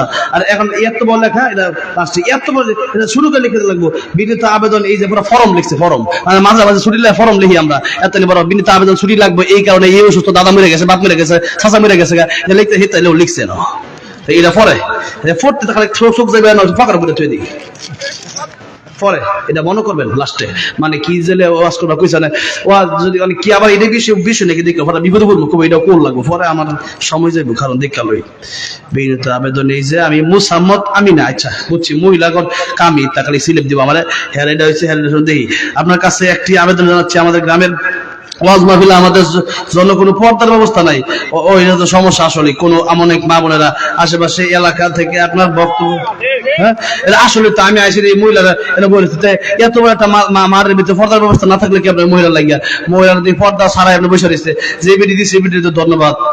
অনেক মা বোনেরা আশেপাশে এলাকা থেকে আপনার বক্তব্য শোনার জন্য আসছে, আপনি যদি দয়া করে উদ্দেশ্যে পর্দার ব্যাপারে কিছু বলেন, তাহলে আগামী আমার সমস্যা হবে না। আচ্ছা বুঝছি, গুরুত্বপূর্ণ কথা দিয়েছি, কিন্তু লিখছে অনেক বড় করে, খালি এত লিখলে আমাদের পর্দার ব্যবস্থা নাই, এত লিখলে হইতো, আগামীতে করে লিখলে হইতো, কিন্তু এটা হ্যাঁ কথা বুঝছেন না, ঘোরায় ফেরায়। আল্লাহ কোরআন শরীফে লিখে গেছে পুরুষের 2 সাক্ষী আর মহিলা হইলে একজন পুরুষ, মহিলা ডাবল লাগবে, 2 জন লাগবে, হ্যাঁ মনে রাখতে না কিছু, লেখা খালি বেশি বেশি, যাই হোক যে লিখছে গুরুত্বপূর্ণ লিখছে, খাইতে বা এমনি খাইলে এমনি খাইতে হয়, বুঝছেন না কথাটা? যাই হোক, তাহলে যাই হোক যেটা দিচ্ছে গুরুত্বপূর্ণই, আইতেছে দিয়ে মহিলা সব আমার রয়েছে, পর্দা আছে নি, পর্দা আছে, আমি যুবক খোলাফা, তা আমার পর্দা দরকার আছে না, যুবতী মহিলা হতে নয়ছে, আইছে না, আমি গায়ে দাও শুনতে তা আমার দিকে তো পর্দা কই, পর্দাতে কি ওয়াজ যেরকম ঠিক না বেঠে। ফাতেমা রাদিয়াল্লাহু আনহা কইতাছে যে আমার মরার পরে ও আমার স্বামী আলী আমার কাফনের কাপড় উপরে দিয়া আরো কাপড় দিবেন ঘাড়ের উপরে দিয়া, আমি কতই লম্বা কতই মোটা দেখো না দেখতারে, এখন আমরা যদি কোন যে হুজুরে দে তাহলে হইব নাকি? এই জন্য এখানে পর্দার ব্যবস্থা অবশ্যই, যেখানে মা বোনেরা বসছে এখানে একটা প্যান্ডেল টানা দিবেন, 64টা খিচুড়িটা বানিয়ে 50 টাকা দেন, আর 14 টাকার ইয়াদা প্যান্ডেল টানান, যেরকম ঠিক না বেটি, একটু কম খিচুড়ি হোক, কিন্তু এটা মহিলাগর এই ব্যবস্থাটা করা দরকার আছে না নাই? আগামী বছর দিন আমি আসি আর না আসি এই খবরটা আমি নেবো ইনশাআল্লাহ। আবুল কালাম আজাদ ভাই কই গেছে না, এই যে আমরা মাইক দা কইতাছি শুনেন, আগামী বছর যদি এই অবস্থা না থাকে, না থাকলে এটা বিচার করবো আমি আইয়া, পর্দা থাকতে রাখি মাহফিল হইব, মাহফিল হইব কোরআন সুন্নাহ থাকবে, যেখানে মাহফিল সেখানে মানুষ থাকবে। এখন কোরআন সুন্নাহর ওয়াজের ভিত্তিই তাই কোরআন সুন্নাহ, তাহলে মানবো কেমনে? মা বোনেরা যারা আছেন পর্দার কোনো বিকল্প নাই, করতে হবে পর্দা, এটা আল্লাহর বিধান। মহিলাদের ওয়াজের সবচেয়ে বড় ওয়াজ হলো পর্দা, ঠিক না ঠিক? মহিলা পর্দা না থাকলে ওয়াজ হয় দেব সুন্দরী মহিলা, এবার ওই যখন দেখবো যে সুন্দরী মহিলা হেদিকে চায় থাকবো আয় রে এইটা দেখি। আল্লাহ তো এটা সিস্টেম করে দিচ্ছে। আর আদম আলাইহিস সালাম আমাদের বাপ না? আদম আলাইহিস সালাম যখন হাওয়া আলাইহিস সালামকে বানাইছে তখন দিছে দৌড়। আল্লাহ কয় আদম থামো, বিয়া করায় দিলই পরে। যেরকম ঠিক না বেটি? এখন তো সবার বউ এনো যার যার বউ না কেন, তাহলে বউ ছাড়া তো আছে, তাহলে নজর গেলে পরে তারপরে চায় থাকবার গুণা লাগবো খালি। এই জন্য বিরাট সমস্যা। এই জন্য এই পর্দাটা আগামী বছর জন্য ব্যবস্থা করার জন্য আমিন। আল্লাহ বুঝার তৌফিক দান করতে যখন আমিন। আমার ভাইয়েরা বাবা যেটা ওয়াজটা করছে, এবার একটু যাই, আর একটু সামনের দিকে যাই। আবু বকর সিদ্দিক রাদিয়াল্লাহু এক থাপ্পড় মারছে, এবার আইছে ইহুদি বিচার লিয়া আমার মারছে, নবী কয় যে মারছে, এমনি তো মারে নাই। আবু বকর তোমার এখন বুঝছি তুমি মারছো আগেরটা, কারণ আরেকটা মানে আগে একটা হইছে, আরেকটা মানে আগে একটা পিছেতে গেছে। মানে একটা এক প্লেট ভাত খেয়েছে, আরেক প্লেট দাও, তার মানে আগে এক প্লেট গেছে গা, আগে এক প্লেট মারছে। যেমন ঠিক না বেঠিক? আগে এক প্লেট ঢুকছে, আর আরেক প্লেট খাইতে আরেক প্লেট দাও, আরেক চামিচ দাও, মানে কি এক চামিচ দিছো, আরেক চামিচ দাও, আরেক এক হইছে আরেকটা। আবু বকর সিদ্দিক হুজুর একটা মারছি, আরেকটা মারতাম। নবী কি কও? একটা মারছ আরেকটা মারতাম মানে গালি দিছে, তাহলে এই গালি সহ্য করতে পারি না তো। তাহলে একজনের পক্ষ থেকে একটা থাপ্পড় দিয়েছি, আরেকজনের পক্ষ থেকে বাকি আছে। জোরে কোন মারহাবা। ইয়া রাসূলুল্লাহ, ইয়া হাবিবাল্লাহ, আমার বিরুদ্ধে কথা বললে তো চুপ করে বসে থাকি? আপনার কাছে কালিমা পড়ে ইসলাম ধর্ম গ্রহণ করার পরেই এই মক্কার লোকেরা, আরবের লোকেরা আমার রক্তাক্ত করেছে, আমাকে আঘাত করেছে, আমি কিচ্ছু বলি নাই। ইয়া রাসূলুল্লাহ, ইয়া হাবিবাল্লাহ, কিন্তু আল্লাহ ওয়া রাসূলের বিরুদ্ধে কথা বললেই কোন ঈমানদার সইতে পারে না, আমি আবু বকর সইতে পারি না। এবার নবীকে ইহুদি তুমি আসলে কি গালি দিছো? কয় না, মানে চুরি চুরি আবার কি সিনা চুরি, এমনি চুরি করছে, চুরি করে বড় কথা, বড় গলায় কথা কো, এই চুরি করছে কেন ধর, এই চুরি কথা কো, এই চুরি করছে কেন দেখ, ফর্দে আছে, হ্যাঁ সুর, যেটা বেশি কথা সেটাই সুর। এই অবস্থা। ইহুদিকে রাসূলুল্লাহ আমি গালি দেই নাই, আবু বকর সিদ্দিক রাসূলুল্লাহ দিছি, ইহুদিকে দেই নাই। সে লাগছিল ফেস বিচার তো কেমনে? নবী কি আবু বকর তোমার সাক্ষী আছে? আবু বকর সিদ্দিক রাসূলুল্লাহ সাক্ষী আমার নাই, দুনিয়ার কোনো মানুষ আমার সাক্ষী নাই। কারণ ওই সময় ওখানে কোনো মুসলিম ছিল না, ইহুদি ছিল। আর ইহুদির এমনি বাটফার আরেক বাটফার লইছে, রাসূলুল্লাহ আমার সাক্ষী আছে, কই কই যে আরেক ইহুদি। অবস্থাটা বুঝে না, এক বাটফারে সুরে সুরে আলী, আরেক সুরে বিয়ে করে আরেক সুরে শালি, বাটফারে বাটফারে আলী, এক বাটফারে বিয়ে করে আরেক বাটফারে শালি। এমনি হ্যাঁ বাটফারে আরেক বাটফার লইছে, আমার সাক্ষী আছে। নবী কয় আবু বকর তোমার তো সাক্ষী নাই, তাহলে বিষয় তো তোমার বিরুদ্ধে গেল গা। আবু বকর দেখে বলে ইয়া রাসূলুল্লাহ, ইয়া হাবিবাল্লাহ, আপনার কাছে এসেছি, আমি আবু বকর কোনদিন আপনার সাথে মিথ্যা বলি নাই। ইয়া রাসূলুল্লাহ, আজকেও মিথ্যা বলবো না। ইয়া রাসূলুল্লাহ, আপনি জানেন আমি কেমন সত্যবাদী। আর আবু বকর সিদ্দিকের টাইটেল ছিল সিদ্দিক মানে সত্যবাদী, সাদেক মানে সত্যবাদী, সিদ্দিক মহা সত্যবাদী, মানে সত্যবাদী না খালি মহা সত্যবাদী। আল্লাহু আকবার। আবু বকর সিদ্দিক রাসূলুল্লাহ এই টাইটেল তো আমি লাগাইছি না, টাইটেল তো আপনি দিয়েছেন আমারে। মেরাজের রজনীতে মেরাজ করে নবী যখন আসছে, উর্দু ভবন পাড়ি দিয়া, সিদরাতুল মুনতাহা পাড়ি দিয়া, সপ্ত আকাশ পাড়ি দিয়া, এরপরে আল্লাহর সাথে যখন দেখা করে আসলো, তো নাইসা কয় আমি মেরাজে গেছিলাম, আবু জাহেলকে বিশ্বাস করি না। কয়টা পাগল, যেরকম নাউজুবিল্লাহ। আর আবু বকর কে রাসূলুল্লাহ আপনি যা বলছেন 100% সত্য, কারণ 40 বছর মিথ্যা বলেন নাই, আজকে মিথ্যা বলবেন কোনো প্রশ্নই আসে না। 40 বছর যেমন মিথ্যা কথা কইছে না, আছে দরকার আছে নাকি? কইতে পারে না, আমি বিশ্বাস করি। এখন নবীকে আবু বকর তুমি বিশ্বাস করছো আমার কথার প্রথমেই, কে রাসূলুল্লাহ কোনো কথা নাই, এক কথাই আমার বিশ্বাস হয়ে গেছে, আপনি বলছেন মানে হাসান সত্য। জোরে করে মারহাবা। আমার নবীকে আবু বকর, তোমার নাম শুধু আবু বকর নয়, তোমার নাম আবু বকর সিদ্দিক। সেদিন থেকে আবু বকর নাম হয়েছে আবু বকর সিদ্দিক রাদিয়াল্লাহু আনহু। আবু বকর ডেকে বলে, ইয়া রাসূলুল্লাহ, ইয়া হাবিবাল্লাহ, আপনি টাইটেল আমারে দিয়েছেন, সিদ্দিক টাইটেল আপনি দিয়েছেন। ইয়া রাসূলুল্লাহ, ইয়া হাবিবাল্লাহ, আপনি যেহেতু আমারে মহাসত্যবাদী বলেছেন, এখন আমি আজকে মিথ্যা কেন বলবো?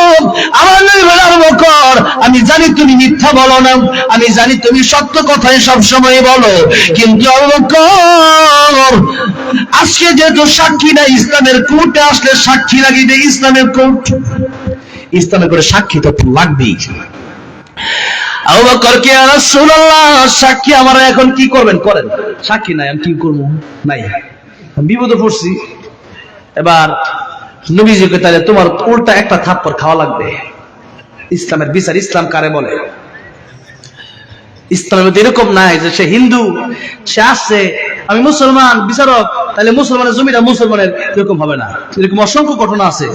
ভারতের এক ঘটনা আছে, হিন্দু মুসলমান ঝগড়া হয়েছে, জমি নিয়া। এরপরে আসছে বিচারকের কাছে, বিচারক তো মুসলিম, বিচারক সব বিশ্লেষণ করে দেখলো জমিটা হিন্দুর।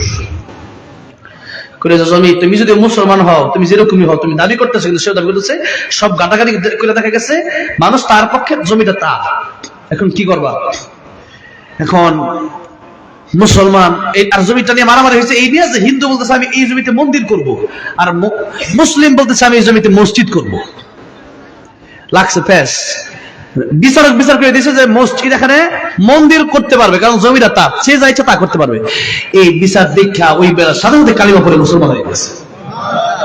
ইসলাম এত সুন্দর, জমিটা যখন আমার হয়েছে তখন আমারে দিয়ে দিল, আর মন্দির করতে বলতেছে যে আমার জমি। এই জন্য এই বিচারক অবশ্যই 100% মুসলিম, এবং মুসলিম ধর্ম এটাই সত্য, কারণ সত্য না হলে মিথ্যা হইলে বিচারও মিথ্যা হইতো, কিন্তু মুসলিম ধর্ম সত্য, বিচারও সত্য করছে, যার কারণে আমি মুসলিমদেরকে জমিটা দিয়ে দিলাম, আমিও মুসলমান হয়ে গেলাম। এই জমিতে মন্দির হবে না, এই জমিতে মসজিদ হবে। হিন্দু বলতেছে আল্লাহু আকবার। এই হলো ইসলামের বিচার। আর সিদক ইউনজি ওয়াল কিযবু হলি, সত্য নাজাত দেয়, আর মিথ্যা মানুষকে ধ্বংস করে দেয়। যত মিথ্যা কথা বলবেন তত ধ্বংস হইবেন। এই জন্য সর্বসময় সত্য বলতে হবে। রাজি আছেন না নাই? এবার ইহুদি সাক্ষী আনছে, আবু বকর সাক্ষী নাই, কিন্তু নবী বলতেছেন আবু বকর তুমি সত্য বলছো, এটা তো ঠিক। আবু বকর সিদ্দিক রেডি হয়ে যাও, একটা থাপ্পড় দিয়েছো, পাল্টা থাপ্পড় তোমার দেওয়া হবে। আবু বকর সিদ্দিক রাদিয়াল্লাহু আনহু রেডি হয়ে গেছে, থাপ্পড় দিবে ইহুদি। চিন্তা করেন, ইহুদি থাপ্পড় দিতে রেডি হয়ে গেছে। এমন সময় আমার নবী তাকে দেখতেছেন, জিবরাইল আমিন আগমন, জিবরাইল আমিন হাজির হয়ে গেছে। ডাক দিয়ে বলতেছে, ইয়া রাসূলুল্লাহ, ইয়া হাবিবাল্লাহ, আবু বকর সিদ্দিকের জন্য দুনিয়ার কোন সাক্ষীর প্রয়োজন নাই। আবু বকর সিদ্দিক রাদিয়াল্লাহু আনহুর বেলায় আমার আল্লাহ রাব্বুল আলামিন নিজেই সাক্ষী হয়ে গেছে। শুধু সাক্ষী হয়ে যায় নাই, আমার আল্লাহ রাব্বুল আলামিন আবু বকরের পক্ষে কোরআন শরীফে একটা আয়াত নাযিল করে দিয়ে বলতেছেন, লাকাদ সামিআল্লাহু কাওলাল লাযীনা ক্বালু ইন্নাল্লাহা ফাকীরুন ওয়া নাহনু আগনিয়া।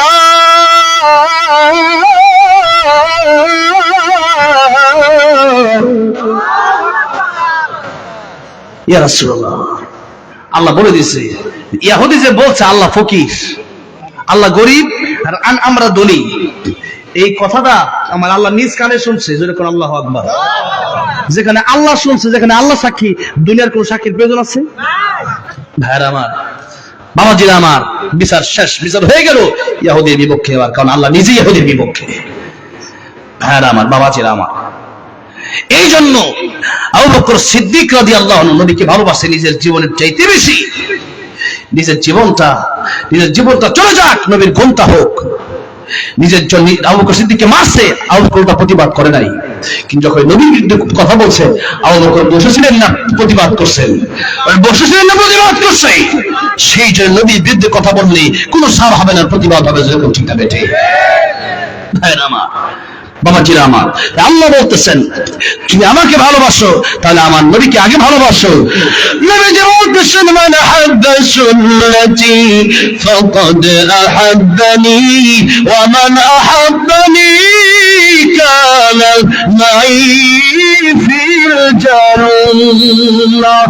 আমার সুন্নতকে ভালোবাসো, আমার সুন্নতের অনুসরণ করো, তাহলে আমি নবীকে ভালোবাসবা। আমি নবীকে পাইলে তুমি একটা হাদিয়া আমার দিতাম, আমি নবীর সাথে মুসাফা করতাম, মুআনাকা করতাম, আমি নবীর সাথে কথা বলতাম, আমি নবীর জন্য হাদিয়া আনতাম।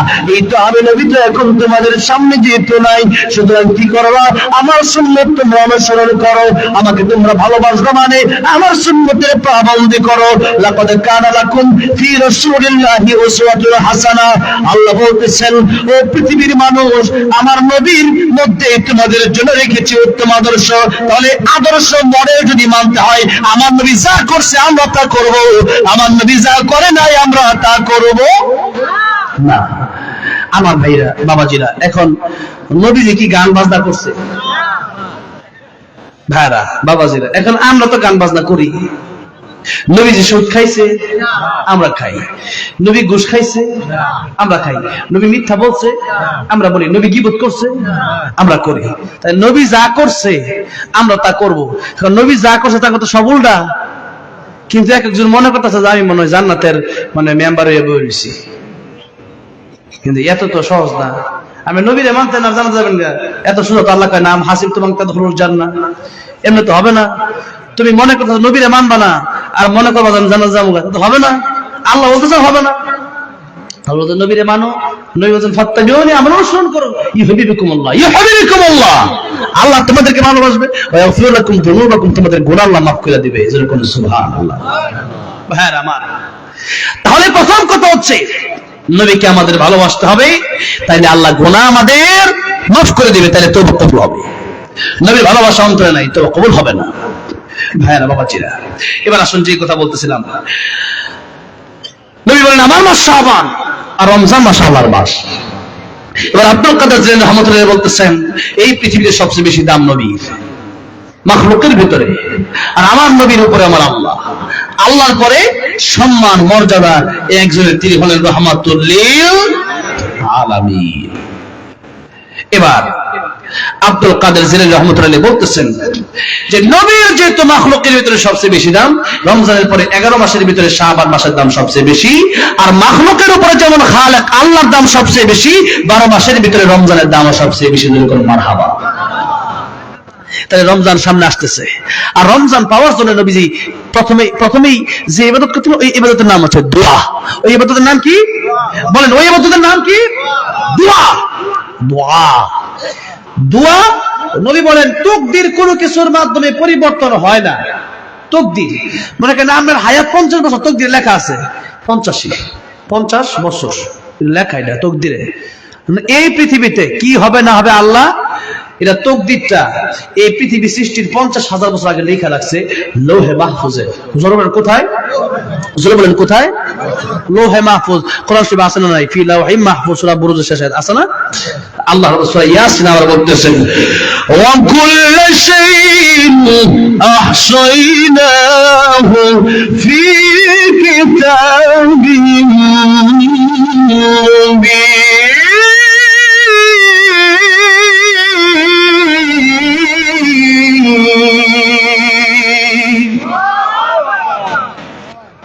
ফি কিতাবিন মুবিন, সেই কিতাব কোন কিতাব?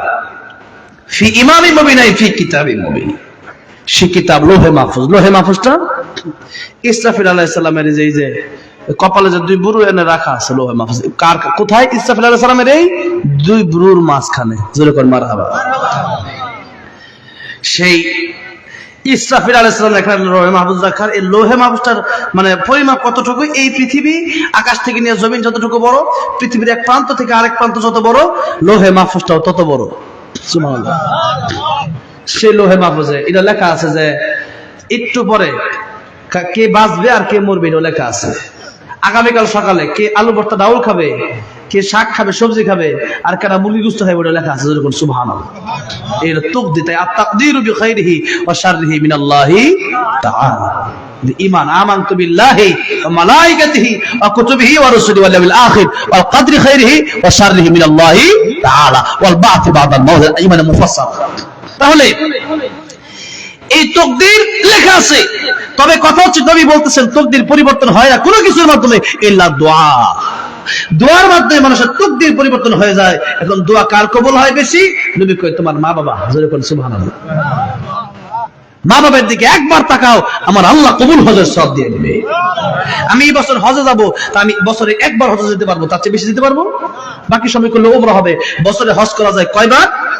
একবার। আর প্রতিদিন মা বাবার দিকে তাকানো যায় কয়বার? যত ইচ্ছা ততবার। জোরে কোন ঠিক না বেটি? ওই দিকে তাকায় না। হজে গেলে এটা ডাক ডোর ফিটা যায়, হজ যাইতেছে দোয়া করো। আর মা বাবার দিকে তাকাইলে কবুল হজের সব। আহা, ওই নাফরমান সন্তান মা বাবার দিকে তাকায় না। মা বাবা কি রে জসিম কই ডাক দাও গিলি গিয়া। ঠিক না বেটি? আর প্রেমিকার লাগে 2 ঘন্টা হ্যালো শুরু হইছে রাত 12টায়, ফজর আজান দিছে, আপনার খবরই নাই। জোরে কোন ঠিক না বেটি? প্রেমিকা হেন্দা গুনাহ করতেছে, আর মা বাবা ডাক বাবা দিছে কবুল হজের সব হবে, এটা চাই না। মা ডাক দিলে কত জ্বালা না ডাক এত না হেগলি গা।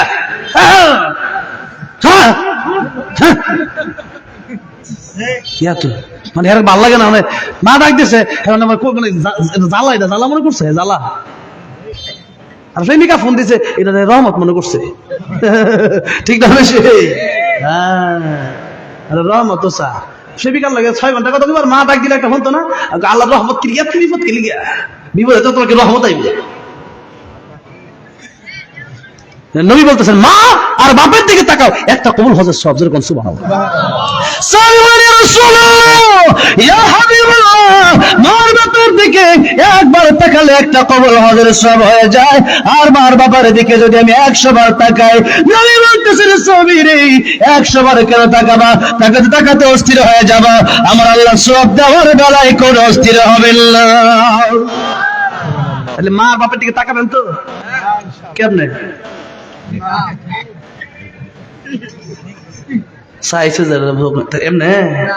মা বাপ কেমনে খুশি হয় হে তাকানি কথা কইতাছে। হ্যাঁ এমনি তাকাইলে যে মনে করেন উনি আমার বাপের মতো তাকাইলাম, বাবা কেমন আছে, এইটা একটা।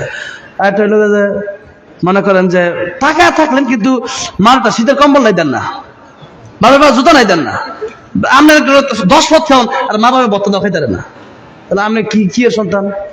আপনি এবার চিন্তা করতেছেন যে হুজুর তোকে ছায়া থাকবার ব্যাখ্যা হইলো যে মা বাপ কেমনে খুশি হয়, খুশি করো জান্নাত থেকে হোমা না রোকা। মা বাপ তোমার জান্নাত, মা বাপ তোমার জাহান্নাম। মা বাপরে খুশি করবা, আল্লাহ খুশি হবে, জান্নাত পাবা। মা বাপ বেজার হবে, আল্লাহ নারাজ হবে, জান্নাত হারাম।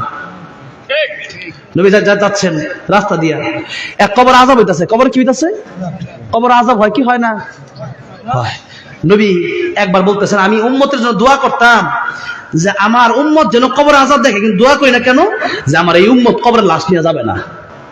হ্যাঁ যখন দেখবো কবরে আযাব হচ্ছে তখন কইবো আল্লাহ আমার বাপের কবর এমনি আযাব হবে, আমার মার কবর এমনি আযাব হবে, এই লাশ নিয়ে আমি যাব না। আমার ভাইয়ের কবর আযাব হবে, আমার ভাইয়ের লাশ নিয়ে আমরা যাবো না। এই হলো অবস্থা। নবী বলতেছেন লাশ নিয়ে কবর যাবে না, লাশ বাড়িতে পৌঁছবে। এই জন্য আমি আমার উম্মতের জন্য দোয়া করি না। নবী তো আল্লাহ এই তৌফিক দিয়েছে, নবী তো আল্লাহ মুজিজা দিয়েছে, নবী তো দেখতে পারতো কবর আযাব। যেরকম সুবহানাল্লাহ, নবী দেখতে কবর আযাব হয়, নবীর ভায়া লাগছে, লোকটা মুসলমান এরপরও কবর আযাব হচ্ছে। তো নবী দোয়া করছে আল্লাহ তার কবর আযাব মাফ করে দাও। একবার দোয়া করছে, সাহাবীরা আমিন বলছে। নবী এবার তাকায় দেখছে নবীর দোয়া কবুল হয় না। যেখানে নবী দোয়া করতে দেরি কবুল হতে দেরি হয় না। উমর নবীরে মারতে গেছে, নবী দোয়া করছে, উমরের মন নরম হয়ে গেছে, ইয়া রাসূলুল্লাহ কালিমা পড়ার জন্য আসছে। যেরকম সুবহানাল্লাহ, সেই নবী দোয়া করছে, আজকে কবুল হয় না। নবী আবার দোয়া করেন রব্বুল আমিন কবর আযাব মাফ করে দাও। সাহাবারা কয় আমিন। এখনো কবর আযাব মাফ হয় না। নবী তৃতীয়বার আবার দোয়া করলেন আল্লাহ কবর আযাব মাফ করে দাও। এবারও কবর আযাব মাফ হয় না। এবার আমার নবী আমার আল্লাহ রাব্বুল আমিনকে ডাক দিয়ে বললেন আয় আল্লাহ রাব্বুল আমিন কবর আযাব কেন মাফ হয় না? এবার কয় জিবরাইল যাও আমার নবীর কাছে যাও, আমার নবীর কাছে গিয়া বলবা এই লোকের জন্য কিয়ামত পর্যন্ত যদি আমার নবী দোয়া করে কবর আযাব মাফ হবে না। কেন রে? তার মাকে সে কষ্ট দিয়েছে, মা যতক্ষণ মাফ করবে না ততক্ষণ পর্যন্ত আমি মাফ করবো না। আল্লাহু আকবার। আমার নবী ডাক দিয়ে বলেন, কার মাকে ডাকো। তার মা যখন আসলেন আমার নবীর সামনে ডাক দিয়ে কয়, রাসূলুল্লাহ, ইয়া হাবিবাল্লাহ, কেন আমার ডাকছেন? আমার নবী ডাক দিয়ে কয়, ও মহিলা, ও যুবকের মা, এটা কার কবর? মহিলাটা কি বলে, ইয়া রাসূলুল্লাহ, ইয়া হাবিবাল্লাহ, আমার সন্তানের কবর। ইয়া রাসূলুল্লাহ, কি হয়েছে? আমার নবী ডাক দিয়ে কয়, যুবকের মা, এই কবরে আযাব চলতেছে। মহিলা কয়, ইয়া রাসূলুল্লাহ, এখন আমি কি করব? আমার করণীয় কি? আমার নবী ডাক দিয়ে কয়, তুমি তারে মাফ করে দাও। তুমি তারে মাফ না করলে আমি তিনবার দোয়া করলাম, আল্লাহ রাব্বুল আলামিন কবুল করল না। মহিলা ডাক দিয়ে কয়, রাসূলুল্লাহ, আমি মা হয়েছি, তার জন্য অনেক কষ্ট করেছি, তার জন্য অনেক দয়া আমার ভেতরে আছে, কিন্তু আজকে তারে মাফ করব না। নবী কয়, মহিলা, তুমি কেন মাফ করবা না? মহিলাকে বলে, মাফ করবো না এই জন্য বিবির কথা শুনে আমার পেটে কতগুলো আঘাত করছে, একটু আমি যদি আপনার দেখাইতে পারতাম দেখাইতাম।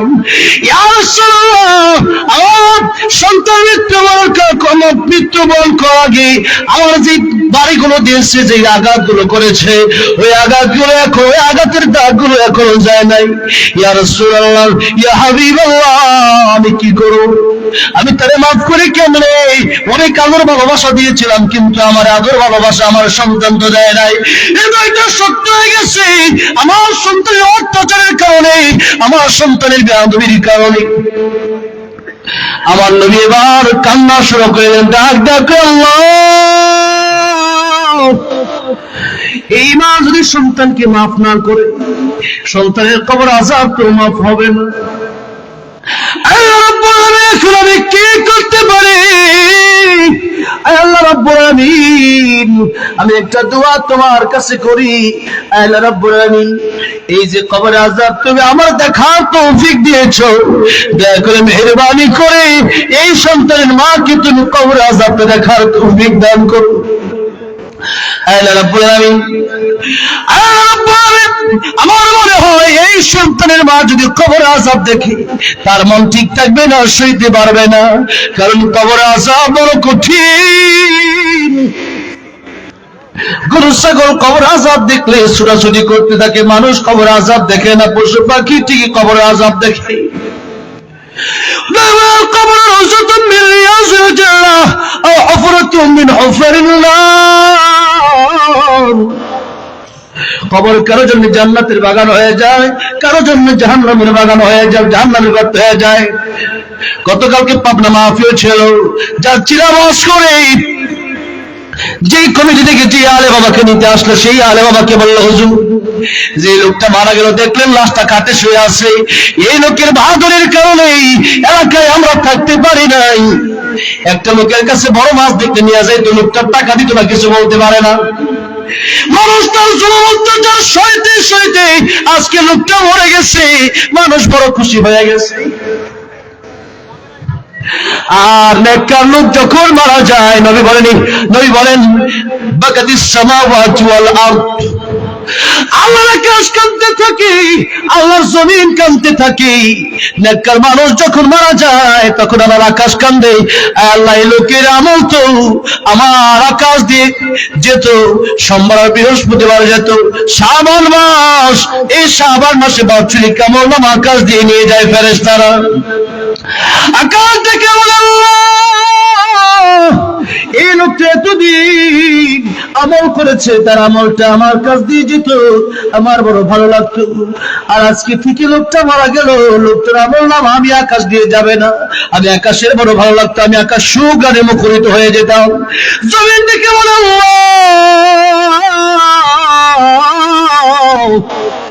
এই যে জমিনে বসে বসে ইবাদত করত, নামাজ পড়ত, জিকির করত, ভালো কাজ করত, মানুষের সাথে ভালো ব্যবহার করত, এই কারণে আমি জমিনের ভালো লাগতো। আজকে তো লোকটা চলে গেল, এই লোকটার ভালো আমল আমি জমিনে বসে আর করবে না, আমি আর কার আমল পাবো? এই জন্য জমিন কান্দে। ভালো মানুষ শুধু আকাশ জমির কারণে না, ইহতাজ্জা আরশুর রহমান, আল্লাহর আরশ পর্যন্ত কাঁপতে থাকে। আল্লাহু আকবার। শুধু তাই নবী জীবন ভালো মানুষ যখন মরে যায় তার জন্য দোয়া করার জন্য আল্লাহ আকাশ থেকে অসংখ্য গণিত ফেরেশতা পর্যন্ত নাজিল হয়ে যায়। আল্লাহু আকবার। আর 10 জন মুমিন যদি বলে লোকটা বড় ভালো ছিল, লোকটা বড় নামাজি ছিল, লোকটা বড় আল্লাহওয়ালা ছিল, 10 জন মুমিনের সাক্ষী রাখতে গিয়া আমার আল্লাহ রাব্বুল আলামিন ওই বান্দাটাকে জান্নাতের মালিক বানায়া দেয়। তা আপনারা কি চান যে আমাদের মৃত্যুর পরে মানুষ আমাদেরকে ভালো বলুক? এই কথা চান কি চান না? এই কথাটা যদি চান তাহলে এখন থেকে মানুষের সাথে ভালো ব্যবহার করতে হবে, নামাজ পড়তে হবে, আল্লাহর দিকে মুতাওয়াজ্জিহ হতে হবে। কারণ দুনিয়া আজ আছে কাল কাল নাই। মানুষের জীবন যে কেমনে চলে যাচ্ছে, বরফের মতো গলে যাচ্ছে, মানুষ টেরও পাচ্ছে না। ভাইরা আমাদের সেই জন্য এখন থেকে প্রস্তুতি নিন, মানুষ যেন আমরা সবাই ভালো বলে। আমার ভাইরা, আমার বাবাজিরা, আমার কিন্তু ঠিকই আযাব হয়, কত কবরে আযাব হয় আমরা দেখি না। নবীজি বলেন কবরে এক একটা হাতুড়ির বাড়ির ওজন কত জানো? এক একটা আগুনের হাতুড়ির বাড়ির ওজন হলো, এক একটা হাতুড়ি দিয়াও উহুদ পাহাড়টা যদি বাড়ি দেওয়া হয়, উহুদ পাহাড়কে যদি আঘাত করা হয়, উহুদ পাহাড় চূর্ণ বিচূর্ণ হয়ে যাবে। আর এই মানুষ 3.5 লাখ বডির মানুষ, ছোট্ট মানুষ, খুলিকাল ইনসানু দাঈফা, মানুষ বড় দুর্বল। মানুষ একটা বিবিধিকার কামড় সহ্য করতে পারে না, একটা সাপের কামড় খেয়ে মানুষ মারা যায়, একটা বাঘ দেখলে মানুষ ভয় পায়, একটা সিংহ দেখলে মানুষ ভয় পায়, অনেকে একটা তেলাপোকা দেখলেও ভয় পায়। এত দুর্বল মানুষ। এই মানুষ যখন কবরে যাবে, যে হাতুড়ি দিয়া বাড়ি দিলে উহুদ পাহাড় চূর্ণ বিচূর্ণ হয়ে যায়, সেই পাহাড় সে হাতুড়ি দিয়া যখন মানুষকে বাড়ি দিলে মানুষের অবস্থা কি হবে চিন্তা করেন। মাথার একটা টাস করে ফেলে যাবে, রক্তগুলো বের হবে, 70-80 গজ নিচে চলে যাবে, আরেকটা বাড়ি মারবে, 70 গজ নিচে চলে যাবে। ওই সাপ কবরে দেওয়া হবে। একটা সাপ যদি দুনিয়ায় একবার শ্বাস ছাড়তো, দুনিয়ায় এই গাছগুলো ধান খেতে হইতো না, ভুট্টা খেতে কিছু হইতো না।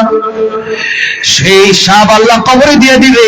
ফজর পড়া নাই, জোহর পর্যন্ত সাপে কামড়াবে, জোহর পড়া নাই, আসর পর্যন্ত কামড়াবে, আসর পড়া নাই, মাগরিব পর্যন্ত কামড়াবে, মাগরিব পড়া নাই, এশা পর্যন্ত কামড়াবে, এশা পড়া আবার ফজর পর্যন্ত কামড়াবে। কেমনে সহ্য করবেন? আগুন কেমনে সহ্য করবেন? বলতেছেন কবরটা শুধু আগুন আর আগুন, আগুন আর আগুন দিয়ে ভরে যাবে কবর। এখন সে আগুন যদি আপনি বিশ্বাস করেন, আপনি যদি মনে করেন এই কবরে আমার যেতে হবে, তাহলে তো আপনি মানবেন। আর যদি মনে করেন কবরে আমার যাওয়া লাগবে না, আপনার জন্য কিসের ওয়াজ? আপনার তো কবরের চিন্তাই নাই। আর কাইসু মান দারা নাফসাহু ওয়া আমিলা লিমা বাদাল মাউত। যে আল্লাহ ছিলেন না, না পাক পানি থেকে আল্লাহ বানায়া দিল, আর এখন আপনি মরে যাবেন আল্লাহ বলিয়া বুঝে আপনি কি আবার জীবন্ত করতে পারবেন না? আমার ভাইরা, আমার বাবাজিরা, চলে কবরের প্রস্তুতি নেন, কবর প্রস্তুতি নেবেন। নবী বলেন হায়াত থেকে কবর ভৌতিক, মরণের আগে ভালো হও, মরণের পরে ভালো হওয়ার কোনো সুযোগ নাই। মরণের আগে সময়কে মূল্য দাও, ইবাদত করো। যে মুহূর্তে তুমি দোয়া করে বলবেন কবর আযাব হয়, কবর আযাবটা তুমি মহিলাকে দেখা দাও। এমন সময় আমার আল্লাহ রাব্বুল আলামিন আমার নবীর দোয়া কবুল করে ফেললেন। এই মহিলাকে কবর আযাব দেখার তৌফিক দিয়ে দিলেন। যেই মাত্র মহিলা দেখলো কবর আযাব হয়, মহিলাটা চিৎকার মারছি, ডাক দিয়া বলে ইয়া রাসূলুল্লাহ, ইয়া হাবিবাল্লাহ, কবর আযাব এত ভয়ঙ্কর, এত কঠিন, বুঝি নাই, জানি না। ইয়া রাসূলুল্লাহ, ইয়া হাবিবাল্লাহ, কবর আযাব দেখে সইতে পারলাম না। যতই কষ্ট আমার সন্তান দেখ না কেন, এতদিন আসাম আর আজাব দেখতে চাই না। ইয়া রাসূলুল্লাহ, আমি আমার সন্তানকে এই মুহূর্তে মাফ করে দিলাম। মাঝে মুহূর্তে সন্তানকে মাফ করে দিল, সাথে সাথে সন্তানের কবরে আযাব বন্ধ হয়ে গেছে, কবরটা জান্নাতের বাগান হয়ে গেছে। ভাইরা আমার, বাবাজির আমার, তার নবী বলেন বন্দুকের বুট নিষেধ করে মা বাবার খেদমত করো, মা বাবার কাছে দোয়া নাও। মা বাবা দোয়া করলে তোমার জন্য দোয়া কবুল হয়ে যাবে। সুবহানাল্লাহ। তাহলে মা বাবার কাছ থেকে দোয়া নিবেন, যখন নিবেন মা বাবার কাছে আগে দোয়া চান। 2 নম্বর মাজলুম, 3 নম্বর মুসাফির, 3 ব্যক্তি তো আল্লাহ খালি ফিরায় দেয় না। ভাইরা আমার, বাবাজিরা আমার, তাই নবীজি দোয়ার প্রতি গুরুত্ব দিতেন। গভীর রজনীতে উঠে আল্লাহর কাছে কাঁদতেন, তাহাজ্জুদ পড়ে কাঁদতেন। আর রজবের চাঁদ যখন দেখতেন তখনই রমজানের জন্য দোয়া করতেন। আল্লাহুম্মা বারিক লানা ফি রজব ওয়া শাবান ওয়া বাল্লিগনা রমাদান। এই দোয়া, আল্লাহ রজবের শাবানের বরকত দান করুন, রমজান পর্যন্ত আমাদের হায়াত লম্বা করে দেন। রমজান যে পেয়ে গেল সে ব্যক্তি একটা অফার পেয়ে গেল, আর লাইলাতুল কদর যে পেয়ে গেল হাজার হাজার মাস হায়াত সে পেয়ে গেল। আল্লাহু আকবার। এক রাত ইবাদত করবেন, আল্লাহ হাজার হাজার মাসের ইবাদত আল্লাহ এক রাতে আমল করার কারণে দিয়ে দিবেন। আমরা দুনিয়ার অনেক অফার নেই, একটা ফ্রিজ দিলে একটা ফ্রিজ নিতে চাই, একটা মোবাইল দিলে একটা মোবাইল নিতে চাই, 10 টাকা দিলে 20 টাকা নিতে চাই, কিন্তু কিয়ামতের কঠিন ময়দানে সেদিন নেকির জন্য আমরা সেই অফারটা রমজানে আমরা অনেকে নিতে চাই না। যেরকম ঠিক ঠিক রমজানে কি রোজা রাখে না, রমজানেও গান শুনে, রমজানেও গীবত করে, রমজানেও আল্লাহর নাফরমানি থেকে সে সরে যায় না। এই জন্য রমজান মাস আসতেছে, প্রস্তুতি নেন। এখন রমজান মাস যেহেতু সামনে আসতেছে, তাই নবীজি রমজান মাসের প্রস্তুতি 1 নম্বর দোয়া করে নিতেন। আর এই শাবান মাসে নবীজি বেশি বেশি রোজা রাখতেন। রমজান তো রোজা ফরজই, আর শাবান মাসেও নবীজি বেশি বেশি রোজা রাখতেন। উসামা ইবনে যায়েদ রাদিয়াল্লাহু আনহু বলেন, ইয়া রাসূলুল্লাহ কেন রোজা রাখেন? নবী বলেন, এই মাসের আগে রজব মাস সম্মানিত, পরের মাস রমজান শ্রেষ্ঠ মাস, আর শাবান মাসকে মানুষ অবহেলা করে, অথচ এই শাবান মাসে বান্দার বাৎসরিক আমলনামা আল্লাহর দরবার পেশ করা হয়। বাৎসরিক মানে পুরা বছরে কোনটা ভালো কাজ করলো, কোনটা মন্দ কাজ করলো, কত রাকাত নামাজ পড়লো, কতটুকু কোরআন তেলাওয়াত করলো, মানুষকে কতটুকু কষ্ট দিল, এই সব আমলগুলো আল্লাহর কাছে পেশ করা হয় এই শাবান মাসে। জোরে বলেন কোন মাসে? এই চলতি মাসে। তাই এই মাসের আরেকটা আমল হলো, এখনই আমরা তওবা করব। কেন তওবা করব? কারণ হচ্ছে এক নম্বর আমরা রোজা রাখবো, শাবান মাসে বেশি বেশি রোজা রাখার চেষ্টা করব এই মাসে। এটা হচ্ছে প্র্যাকটিস, যে আগামী রমজান আসতেছে, হুট করে রোজা করলে কষ্ট হয়ে যাবে, তাই শাবান মাসেও রাখা নবীজি রাখতেন সুন্নাত। আর রমজান মাস তো ফরজই, আরেকটা হচ্ছে তওবা করা। তাই তওবার জন্য আয়াতটা পড়লাম আর হাদিসটা পড়লাম। তওবা করা মানে তাইবু মিনাজ যামবি কামাল লা যামবা। নবী বলেন যেমন মাসুম বাচ্চা, তার কোনো গুনাহ নাই। জোরে কোন সুবহানাল্লাহ। এখন তওবা করলে যেমন কোনো গুনাহ নাই, এই জন্য এখন আমার আপনার আমল নামা যদি আল্লাহর কাছে শাবান মাসে তওবা অবস্থায় যায়, তার মানে গুনাহ মুক্ত অবস্থায় যাবে। আর গুনাহমুক্ত অবস্থায় গেলে আল্লাহ খুশি হবে না, আমার বান্দাটা ভালো, আল্লাহ পছন্দ করবে। আল্লাহ যাকে পছন্দ করবে তার জান্নাত, সে কি দুনিয়াতেও শান্তি, পরকালেও শান্তি। তাই আল্লাহ রাব্বুল আমিন বলতেছেন, কুল ইয়া ইবাদিয়াল্লাযীনা আসরাফু আলা আনফুসিহিম লা তাকনাতু মিন রাহমাতিল্লাহ। আল্লাহ বলতেছেন, ও নবী আপনি আমার বান্দাদেরকে বলেন, আমার বান্দারা যারা গুনাহ করে ফেলেছে, যারা নফসের উপর জুলুম করেছে, জীবনে অনেক গুনাহ করেছে, এরা যেন আমি আল্লাহর কাছে তওবা করে নেই, আমি আল্লাহ রাব্বুল আমিন তাদেরকে ক্ষমা করে দেব। আমি আল্লাহ রাব্বুল আমিন গফুর, আমি আল্লাহ রহিম, অত্যন্ত দয়ালু, গুনাহ মাফকারী। তাই আমি আল্লাহর কাছে দোয়া করতে বলেন, আমি আল্লাহর কাছে তওবা করতে বলেন। তওবা করলে আমি আল্লাহর জীবনের সব গুনাহ মাফ করে দেব। সুবহানাল্লাহ। তাই আমরা আজকে তওবা করব। তওবা করার কোন সময় আলাদা কোন সময়, দুইটা সময় আসলে তওবা কবুল হয় না। একটা যখন পশ্চিম দিক থেকে সূর্য উঠবে, আরেকটা হচ্ছে যখন মানুষের মৃত্যুর গড়গড়া শুরু হয়ে যায়, আজরাইল মালাকুল আজরাইল যখন বিড়ালায় যে এখন জান কবজ করা শুরু করবে, এখন যদি আল্লাহ ভালো হয়ে যাব, এখন আর কাজ হবে না। এই জন্য এখন সময় পাইছেন, এখন আপনাকে তওবা করতে হবে। এই গভীর রাতে আমার আল্লাহ ডাকতে থাকেন, বান্দারে আলা মিন মুস্তাগফিরিন ফাগফির লাহু, আলা মিন মুস্তারজিকিন ফারজুকহু, আলা মিন মুবতালান ফাউআফিয়াহু, আলা কাদা হাত্তা ইয়াতলু আল ফজর। আল্লাহ ডাকতে থাকে, বান্দারে আয় আয়, কার কি দরকার আমি আল্লাহর কাছে চা। পৃথিবীর মানুষগুলো ঘুমায় গেছে, আমি আল্লাহ তোর জন্য সজাগ আছি। লা তাখুযু সিনাতু ওয়ালা নাওম, আমি আল্লাহ ঘুমাই না, আমি আল্লাহ তন্দ্রা নাই।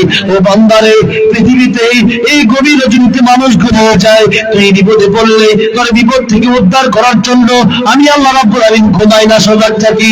ও বান্দারে, তুই যা দরকার, তোর রিজিকের দরকার আমার কাছে চা, তোর টাকা পয়সা দরকার আমার কাছে চা, তোর গুনাহ আছে আমি আল্লাহর কাছে বল, আমি আল্লাহ তোর জিন্দেগির গুনাহগুলি মাফ করে দিব। তাই আল্লাহ রাব্বুল আলামিন বান্দাকে ডাকতে থাকে। দুনিয়ার মা বাবার সাথে অন্যায় হয়ে গেলে মা বাবা বলে না যে এদিকে আয়, তাহলে মাফ করে দিব, আয়। কিন্তু আল্লাহ বলেন, বান্দারে গুনাহ করছো, আয়, তাহলে মাফ করে দিব। জোর করে সুবহানাল্লাহ। এক নম্বর আল্লাহ ডাকে। দুই নম্বরে দুনিয়ার চেয়ারম্যান, মেম্বার, এমপি, মন্ত্রীদের কাছে যে গেলে সময় লাগে, এক মাস আগে কয়ে লাগবে যে আমি অমুক তারিখে আমো, একটু সময় দিবেন আমার, ঠিক না বেটি? যে আপনারা 3টা বাজে ডাকবেন, একটা দমকি দিব আপনারা, ফাইজদান করো, এই রাইতে এসে গেলে আমার না ঘুমাইতাম না। আর আল্লাহ কয় আমার কাছে তোবার জন্য একটা নাই, 2টা নাই, 3টা নাই, 4টা নাই, 5টা নাই, যখন মজা তখনই, যেরকম সুবহানাল্লাহ, যে কোনো সময়। ভাইরা আমার, বাবাজিরা আমার, যে কোনো ভাষায়।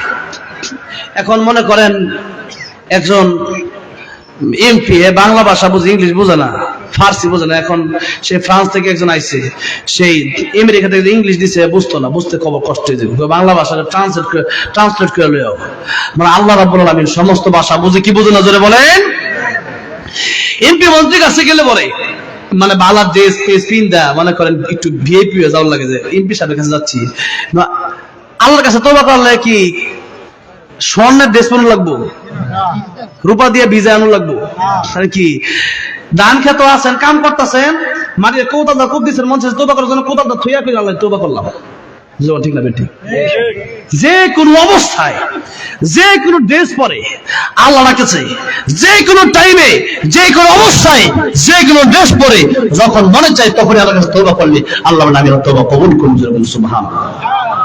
ভাইরা আমার, বাবাজিরা আমার, তওবা করতে হলে প্রথমত কাজ হচ্ছে অপরাধ আমাদের স্বীকার করতে হবে, আল্লাহ আমি আসলেই গুনাহগার। আমি একবার দেখছি আমার সাথে অতিথি এক কয় যে আমার জীবনে কোনো গুনাহ নাই, তাই আমি নকই না। টাঙ্গাইলের এক এই মন্ত্রী লতিফ সিদ্দিকী, আমার কাছে আমার কোনো গুনাহ নাই, আমি নকই না, আমি তওবা করি না। চিন্তা কর কত বড় বেয়াদব। আমার নবীজি তওবা করছে দিনে 100 বার। কয়বার? আমার নবীজি দিনে তওবা করছে 100 বার। আর হ্যাঁ, আমার তো কোনো গুনাহ নাই, আমি কেন? আমি তো গুনাহ করি নাই। চিন্তা করার অবস্থা কি? আচ্ছা, অহংকারটা তার কত বেশি। আচ্ছা, হ্যাঁ, মাইয়া লয়ে ঘুরতেছে, দাড়ি কাটে, উল্টা পাল্টা কথা কো, হজের বিরুদ্ধে কইছে, মাদ্রাসার বিরুদ্ধে কইছে, আল্লাহ বিরুদ্ধে কথা কার? আমার কোনো গুনাহ নাই। আমি কই যাই, হ্যাঁ রে, কি কোন লোক লয়ে বললাম? এই অবস্থা। নবীজি তওবা করতে 100 বার। নবীর জীবনে কোনো গুনাহ আছে? লিয়াগফিরাকাল্লাহুমা তাকাদ্দাম মিন যামবিকা ওয়া মা তাআখারা। নবীর আগের পিছনে সব গুনাহ তো নাই, আল্লাহর সব গুনাহ মাফ করে সুবহানাল্লাহ। তাইলে নবীর কোনো গুনাহ নাই, এরপর নবী 100 বার তওবা করে। আর আমাদের গুনাহ আছে, আমরা তওবা করতেছেন। গুনাহ হইতে পারে, বান্দা পারে না, ফেরেশতা গুনাহ করে না, আর বান্দা গুনাহ করতেই পারে। ফেরেশতা খালি ইবাদতই করে। আল্লাহকে আরেক জাতি বান্দা ভাইরা ভুল হয়ে যাবে, পরে আল্লাহ কাছে কান বাল্লা মাফ করে দেব। আল্লাহ বাপ ছেড়ে যখন ভুল করে কান দে, তখন মা দেয়া যারা আদর করে, বাপ আদর করে, ঠিক না? ঠিক। তুই যে ভুল বুঝছস, আমি খুশি হয়েছি, যা বুঝছস তো খুশি হয়েছি। আল্লাহকে আমার বান্দা বুঝবো যে আমি ভুল করছি, ভুল করে আল্লাহ কাছে কান বই দিয়ে আল্লাহ কাছে খুশি হইব, সুবহানাল্লাহ। আল্লাহ খুশি হইব।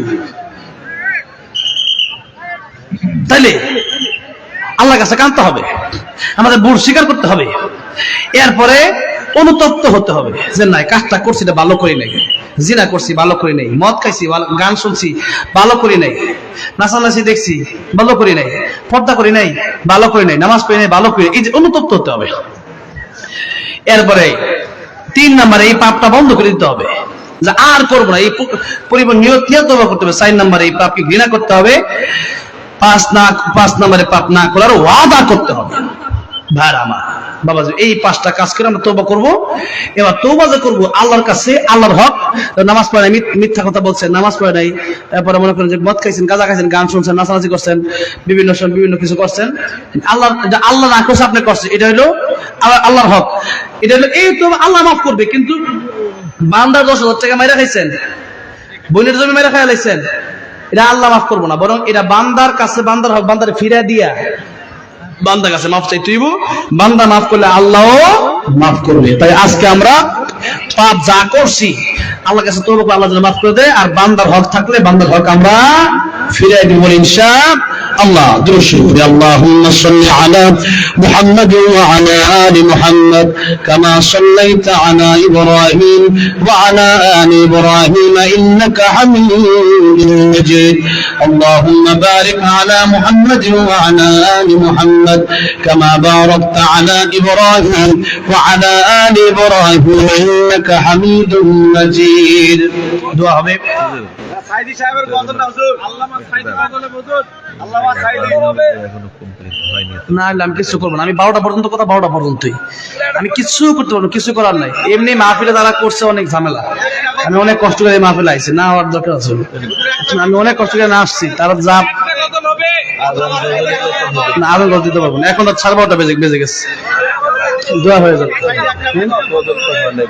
গজল হওয়ার পরে আপনি একটু জিকির করেন সবাইকে নিয়ে, যত হয় তা গজল কই কোনটা আমাদের নাতি আল্লামা সাইদি তুমি মাননি।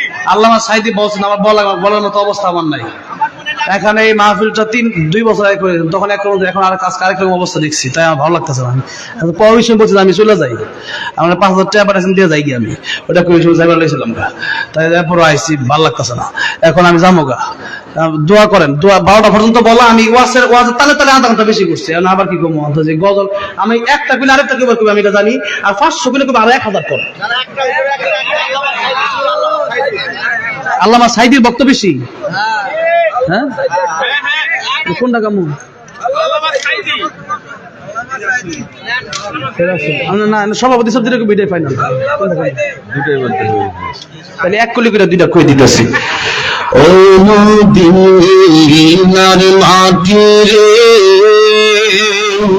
সকল সুখ বুঝি তোর কপালে।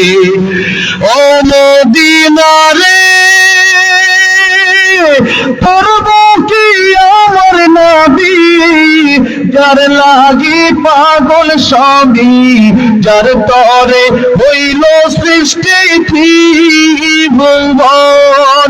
কাটি আমি সারাক্ষণে, কখন যাব সেখানে, সহে না আর পরাণে। ও মদিনার মাটি রে, সকল সুখ বুঝি তোর কপালে। আল্লামা সাইদি রহমতুল্লাহকে আমরা কোরআনের জন্য ভালোবাসি, কোটি কোটি মানুষ যেগুলো শুনছে এখন এই বক্তব্য তো সামনে যারা বসে এরাই আল্লামা সাইদির পাগল, তাই এই গজলটাও একটু গেয়ে দিচ্ছি। আল্লামা সাইদি তুমি মরণি, শহীদ হয়েছ তাই জানি, দেখা তো হবে না ইয়ারে জীবনে, দেখা হবে জান্নাতে ফুল বাগানে। এই আশা কবুল করো আল্লাহ তুমি, শহীদ হয়েছ তাই জানি। কারাগারে কাটালে 13টি বছর, বাতিল কেঁপেছে তোমায় দেখে তোর থর। তুমি যে ছিলে মোদের নয়ন, শহীদ হয়েছ তাই জানি। আল্লাহ সাইদের কবরকে জান্নাতের উচ্চ মাকাম বানায় দেন, জুড়ে বলেন আমিন। হুজুর দোয়া করবেন, আমি দোয়াটা হুজুরের কাছে দিয়ে যাই। দোয়া করে দেব। হ্যাঁ একটু আমি সামান্য একটু ওনাদেরকে একটু নড়ে ধরে একটু বসার কথা আমি চলে যাবো, আমি বসবো না, আমার দাওয়াতের যেভাবে দিচ্ছি দাওয়াতের মেনটেন করে না, আমি খুব কষ্ট করে এখানে আসছি, টাইম আমি আজকের মাহফিলটা অনেক এমনি কষ্ট হয়ে গেছে, আমি বলতে চাচ্ছি না এইসব কথা। দোয়াটা করে দিয়ে দোয়া করি আল্লাহুম্মা আমিন। তোমার দিতে চাচ্ছি তোমার দোয়ার শেষে গতবার মতো যাওয়ার সময় দিয়ে দিবি, এটা ভালো হবে। আমি দোয়ার শেষেই খেলা একটা সিরিয়াল মেনটেন করলে আপনারা ওইভাবে তোমার গত বছর দিয়েছেন ওইভাবে এবার দিয়ে দিন ইনশাআল্লাহ।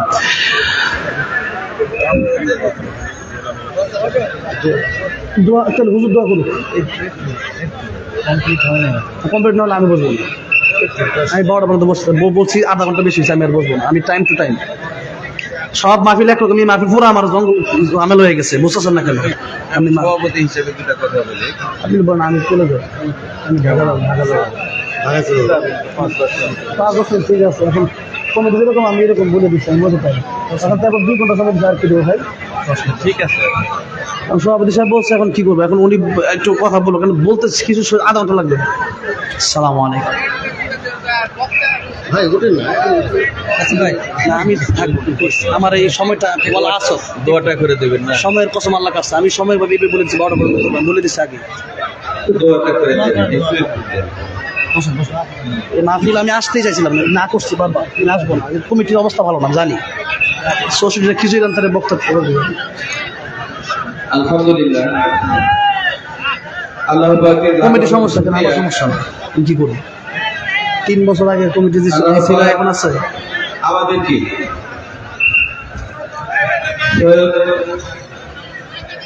আব্দুল জলিল রহমাতুল্লাহ আলাইহি মাজার শরীফে 12:30 বেজে গেছে, বেশি কথা বলতে 71তম অধিবেশন ওয়াজ মাহফিলে আমাদেরকে স্বতঃস্ফূর্তভাবে দোয়া কেন করবো? উপস্থিত হয়ে কোরআনের 12টা পর্যন্ত বলে দিচ্ছে। শোনার তৌফিক দান করেছেন। এই জন্য মহান রবের দরবারে আমরা শুকরিয়া আদায় করি, সকলে বলি আলহামদুলিল্লাহ। লাখ কোটি দরুদ আর সালাম উম্মতে কাঙ্গালি দয়ার নবী মায়ার নবী আপনি দোয়া করেন, ঠিক একটু দেরি হবে, মানে তোমার করতে সব বাকি দেখবে দোয়ার মধ্যে দোয়া যাবে। হাজার হাজার মানুষ সময় লাগবে আধা ঘন্টা দোয়া করতে, এখন কি এই যে ভাই, আপনি মুখ খারাপ করতেছেন, আজরাইল যখন আসবে তখন কি আজ যাই কথা বলে লাভ নাই, আমি টাইম বলে দিচ্ছি 12টা হুজুর, আমি বলে দিচ্ছি আগেই বলছি কি করবো। আচ্ছা আপনি দোয়া ছেড়ে দিয়ে যান। আচ্ছা ঠিক আছে, মাসুদ তুমি করো তো। ঠিক আছে, অহংকারের লোক আলহামদুলিল্লাহ, দাওয়াত দেই। আল্লাহ পাকের লাখ কোটি শুকরিয়া। মাসুদ দোয়া ধরো, বসো। জীবনে দাওয়াত দিবেন। আলহামদুলিল্লাহ, তবারক আমাদের রেডি হয়েছে, আপনারা ধৈর্য সহকারে তবারক গ্রহণ করবেন, সারিবদ্ধভাবে বসবেন, দোয়া হবে। সকলে একটু ইস্তেগফার করে আর ফাতিহা শরীফ পাঠ করে ঠিক আছে। আমরা সকলে ফাতিহা শরীফ পাঠ করি। এই যে মাহে রমজান মাস আসছে আমাদের সামনে, এই রমজান মাস আমরা পাবো যারা, আবার 1 বছর পরে রমজান মাস আসবে, এই রমজান মাস আমরা নাও পেতে পারি। তাই আমরা তওবা করে নেই এখনই, দোয়া হবে। আর দোয়ার মধ্যেই তবারক দেওয়া হবে। আপনারা একটু তবারক বর্জনকারীদের জন্য চলাচলের পথটা একটু সুগম করে দিবেন। বাইরে যারা আছে পরে কিন্তু বাইরে যারা আছে তারা পোলাপান নিয়ে ভিতরে ঢুকতে ওরা বাড়িতে চলে যায়। পাশের জমি আছে, ওরা দেখতে পাচ্ছে না, তারা থাকবে কি জন্য? এইরকম লাইন হওয়া যাবে না, যেভাবে বসে আছে এর ভিতরে তোমরা তবারক দাও। তবারক যারা দিবেন তারা তবারক দেওয়ার জন্য প্রস্তুতি নেন।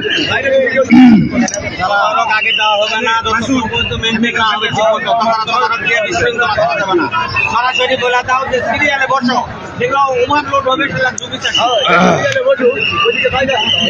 কোথায় বসছে গোটা মাঠ পরিপূর্ণ। তোমরা বসে দাও, ভলেন্টিয়ার যারা আছে তারা বসে দাও। আপনাকে এখান থেকে মুখ যাওয়া লাগবে তো। সাকিদার তো এইভাবে তবারক দিলে সাকিদার ওইভাবেই যাবে, তারা সুযোগ করে দিবে।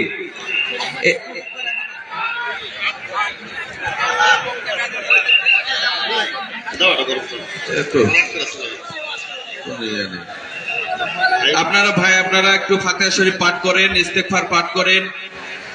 আমাদের এখানে যারা আমরা উপস্থিত আছি, আমাদের অনেকের বাবা মা কবর দেশে চলে গেছে ভাই। আমরা যে সওয়াব এখানে পাইছি এগুলো আমরা রেসানি করব। আসসালামু আলাইকুম ওয়া রাহমাতুল্লাহ। কয় মিনিট লাগতো দোয়া করতে? কয় মিনিট প্রিয় ভাইরা, দেশ ও বিদেশের প্রিয় ভাইরা, কে কোথা কয় মিনিট থেকে লাগতো দোয়া লাইভ করতে? দেখতেছেন বক্তা অবশ্যই সাহেব। কমেন্ট করে জানাবেন ইনশাআল্লাহ। প্রিয় ভাইরা, আজকের এই প্রোগ্রামটি, লাইভ প্রোগ্রামটি আপনারা সবাই শেয়ার করে দিয়ে সবাইকে দেখার সুযোগ করে দিন ইনশাআল্লাহ। পাশাপাশি পেজটি ফলো করে রাখুন সবাই ইনশাআল্লাহ।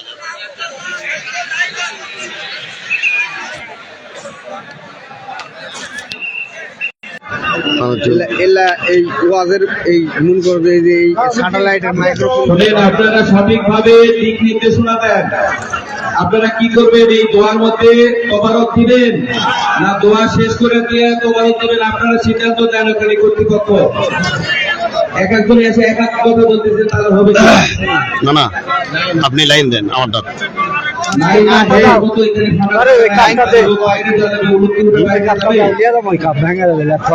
আমি তো তাদেরকে বলেছি যে আপনারা তোবারক বন্টনকারী লোকদের জন্য কিছু একটু সুযোগ সুবিধা করে দেন। ওনারা করেছেন।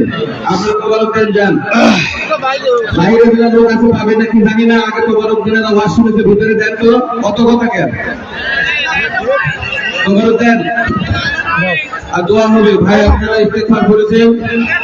মাওলানা নাসির সাহেব, আপনি দোয়া পরিচালনা করেন। সময় দিই, হ্যাঁ সময় পারবে। দাঁড়ান হ্যাঁ, লাইন দেই, লাইন মাথা আমাক দাও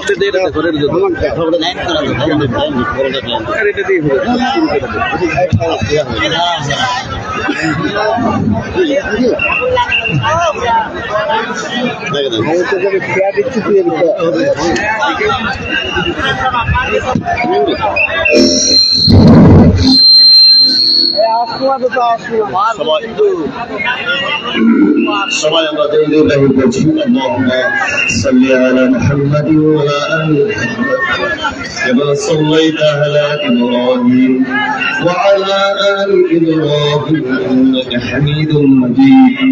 আল্লাহুম্মা বারিক আলা মুহাম্মাদ ওয়া আলা আলি মুহাম্মাদ কামা বারাকতা আলা ইব্রাহিম وعلى آل إبراهيم إنك حميد مجيد. اللهم آمين. ربنا آتنا في الدنيا حسنة وفي الآخرة حسنة وقنا عذاب النار. ربنا ظلمنا أنفسنا وإن لم تغفر لنا وترحمنا لنكونن من الخاسرين. ربنا لا تزغ قلوبنا بعد إذ هديتنا وهب لنا من لدنك رحمة إنك أنت الوهاب.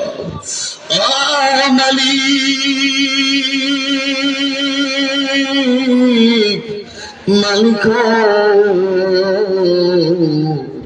ডালম্বা গ্রামের আজকে ওরস মাহফিলে এই সময় শেষের দিকে এসে আল্লাহ তোমার আলিশান দরবারে তোমার মাহবুব বান্দাদেরকে নিয়ে আমি গুনাহগার হাত তুলেছি।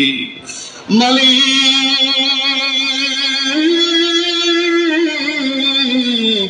আমাদের জীবনের সমস্ত গুনাহগুলো তুমি আল্লাহ মাফ করে দাও। রব্বুল আলামিন, রাত যত বেশি হয়ে যায় তোমার রহমতের দরজা তত খুলে যায়। আর কিছুক্ষণের মধ্যেই প্রথম আসমানে এসে তুমি বান্দাদেরকে জিজ্ঞেস করো, বান্দা তোমার কি দরকার?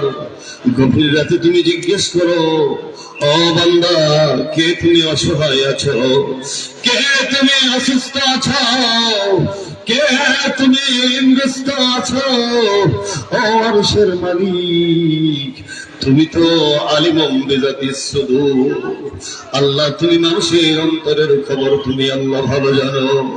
আজকে এই আউলিয়া উলিয়ার মাজারে থেকে আল্লাহ দোয়া করি, আল্লাহ আমাদের জীবনের সমস্ত গুনাহগুলো তুমি আল্লাহ মাফ করে দাও।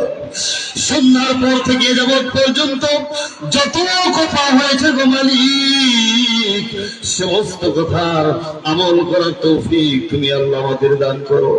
আল্লাহ আজকে আমি আপনাদের আল্লাহ তাআলা আজকে সূরা থেকে একটা আয়াত তেলাওয়াত করেছিলাম। আয়াতের মধ্যে এত কথা আছে, কথা বলার সময় হয় নাই। দিন যদি প্রতিষ্ঠা হয় পৃথিবীর বুকে, এই বাংলাদেশে যদি দিন প্রতিষ্ঠা হয়, এই দিনের উপর কথা বলতে গিয়ে অল্প সময়ের মধ্যে কথাগুলো ছেড়ে দিয়েছি। আল্লাহ তোমার বান্দাগুলো দিনের ব্যাপারে সচেতন হয়েছে। আল্লাহ দিন মেনে সবাইকে চলার তৌফিক তুমি আল্লাহ দান করে দাও রব্বুল আলামিন। আজকের এই মাহফিল করতে গিয়ে এই কমিটি আল্লাহ তাআলা গ্রামবাসী আল্লাহ কেউ নেফা দিল, কেউ শ্রম দিল, কেউ টাকা দিল, কেউ পয়সা দিল। আল্লাহ সুবহানাহু ওয়া তাআলা এই দানটাকে তুমি কবুল আর মঞ্জুর করে নাও। আল্লাহ তুমি তাকায়া দেখো কত ইতিমেরা এসেছে, যাদের বাবা দুনিয়ায় নাই, যাদের মা জন্ম দেখেনি, মা দুনিয়ায় নাই। ও আল্লাহ, এরা যখন মাহফিল শোনার জন্য রব্বুল আলামিন ময়দানের দিকে যখন কোরআন শোনার জন্য শুনেছিল, কার মা যেন ডেকে ডেকে বলছে, প্রাণের পাখি রে, আজকে মাহফিল হচ্ছে কোরআনের, যা যা যা আমার জন্য একটু দোয়া কর, আল্লাহ যেন আমাকে মাফ করে দেয়। কার আব্বার কবরে যেন দাও দাও করে আগুন জ্বলছে, কার মা জননীর কবরে যেন দাও দাও করে আগুন জ্বলছে। ও দয়ার সাগর আল্লাহ, আমরা এখানে যারা আছি, কার যেন বাবা নাই, কার যেন মা নাই। আবার এমন মানুষের কবর আছে আল্লাহ, দোয়া করার মতো কেউ নাই, হয়তো মা কবরে দাও দাও করে আগুন জ্বলছে। আল্লাহ, এই হাজার হাজার মানুষ নিয়ে তোমার আলিশান দরবারে হাত উঠাইছি, ওই মা জননীর কবরকে তুমি আল্লাহ মাফ করে দাও, আযাবকে আব্বার কবরটাকে তুমি আল্লাহ মাফ করে দাও। আল্লাহ আমাদের নানা নানি শ্বশুরের কুল, শাশুড়ির কুল, আব্বার কুল, আম্মার কুল, আত্মীয় স্বজন যারা কবরে চলে গেছে, মালিক সকলের কবরে আল্লাহ এই বাংলাদেশের জমিনে আল্লাহ যত মুমিন মুমিনাত শুয়ে আছে মালিক, আদম শাফিউল্লাহ থেকে শুরু করে এ যাবত পর্যন্ত যত মুমিন মুমিনাত শুয়ে আছে, আল্লাহ সকলের কবরে আরো আর পর সওয়াব পৌঁছিয়ে দিন। আল্লাহ আমাদের দোয়াটুকু বিশ্ব নবীর রওজা মুবারকে পৌঁছিয়ে দিন। আল্লাহ যারা দেশের জন্য, জাতির জন্য, মুসলিম উম্মার জন্য, আমার ছাত্র ভাইরা কলেজা উজাড় করে, বুক উজাড় করে জীবন দিল, আল্লাহ 2000-এর উপর ছাত্র নিহত হয়েছে, শহীদ হয়ে গেছে। আল্লাহ ওদের কবরে আরো আর পর সওয়াব পৌঁছিয়ে দিন।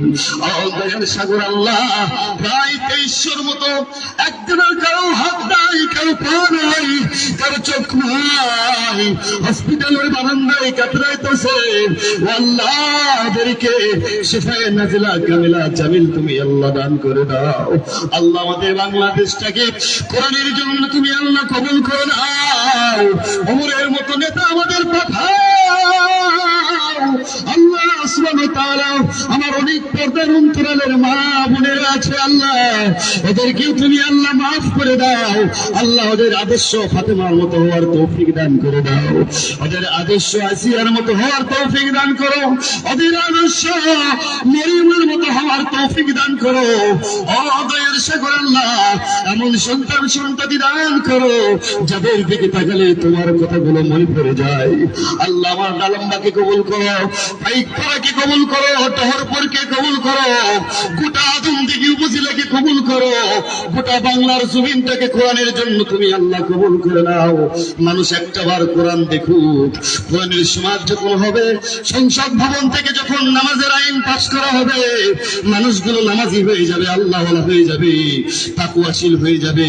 আল্লাহ আমরা এই জমিনে আল্লাহ সোনার বাংলাদেশ দেখেছি, সবুজ বাংলাদেশ দেখেছি, ডিজিটাল বাংলাদেশ দেখেছি, স্মার্ট বাংলাদেশ দেখেছি। আল্লাহ একটা বারের জন্য তোমার কাছে দোয়া করি, আমরা একটু কোরআনের বাংলাদেশ দেখতে চাই। আল্লাহ এই কোরআনের বাংলাদেশ হওয়ার তুমি আল্লাহ তৌফিক দান করে দাও।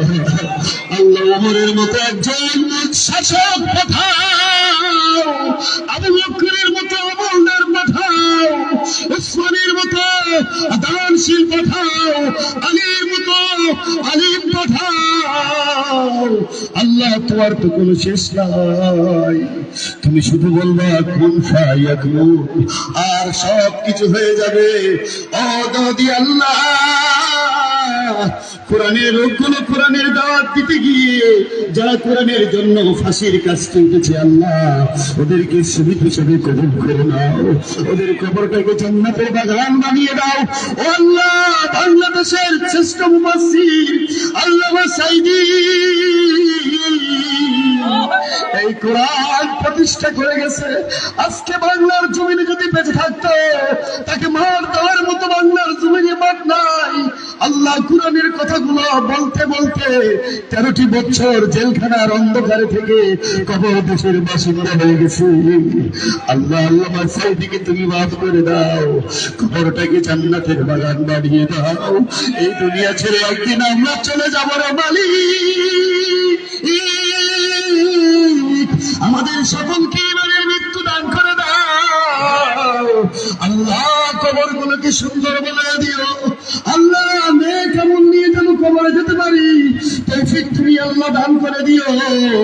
মানুষ যখন জানাজা করে, চারার বিছে মানুষ যখন দাফন কাফন করে 40 কদম দূরে চলে আসবে, আল্লাহ ডান দিক থেকে যেন নামাজ আমার আমল নামা হিসেবে আমি পাই, ডান দিক থেকে যেন রোজা পাই, মাথার দিক থেকে যেন কোরআন আমাকে সাহায্য করে, পায়ের দিক থেকে যেন নেক আমলগুলো আসে।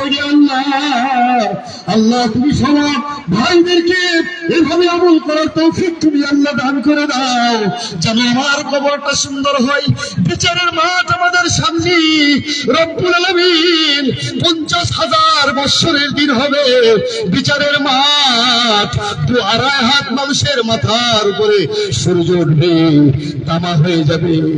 আল্লাহ তুমি তো বলেছ ইয়াউমা ইয়ানফাকু ফিস-সূরি ফাতাতুনা আফওয়াজা, বিভিন্ন সূরতে বিভিন্ন দলে দলে মানুষগুলো হাসরের ময়দানে উঠবে। সুদখোরেরা সুদখোরের সাথে উঠবে, ঘুষখোরেরা ঘুষখোরের সঙ্গে উঠবে, জেনাকারেরা জেনাকারের সঙ্গে উঠবে, চোরেরা চোরের কাতারে উঠবে, ডাকাতেরা ডাকাতের কাতারে উঠবে।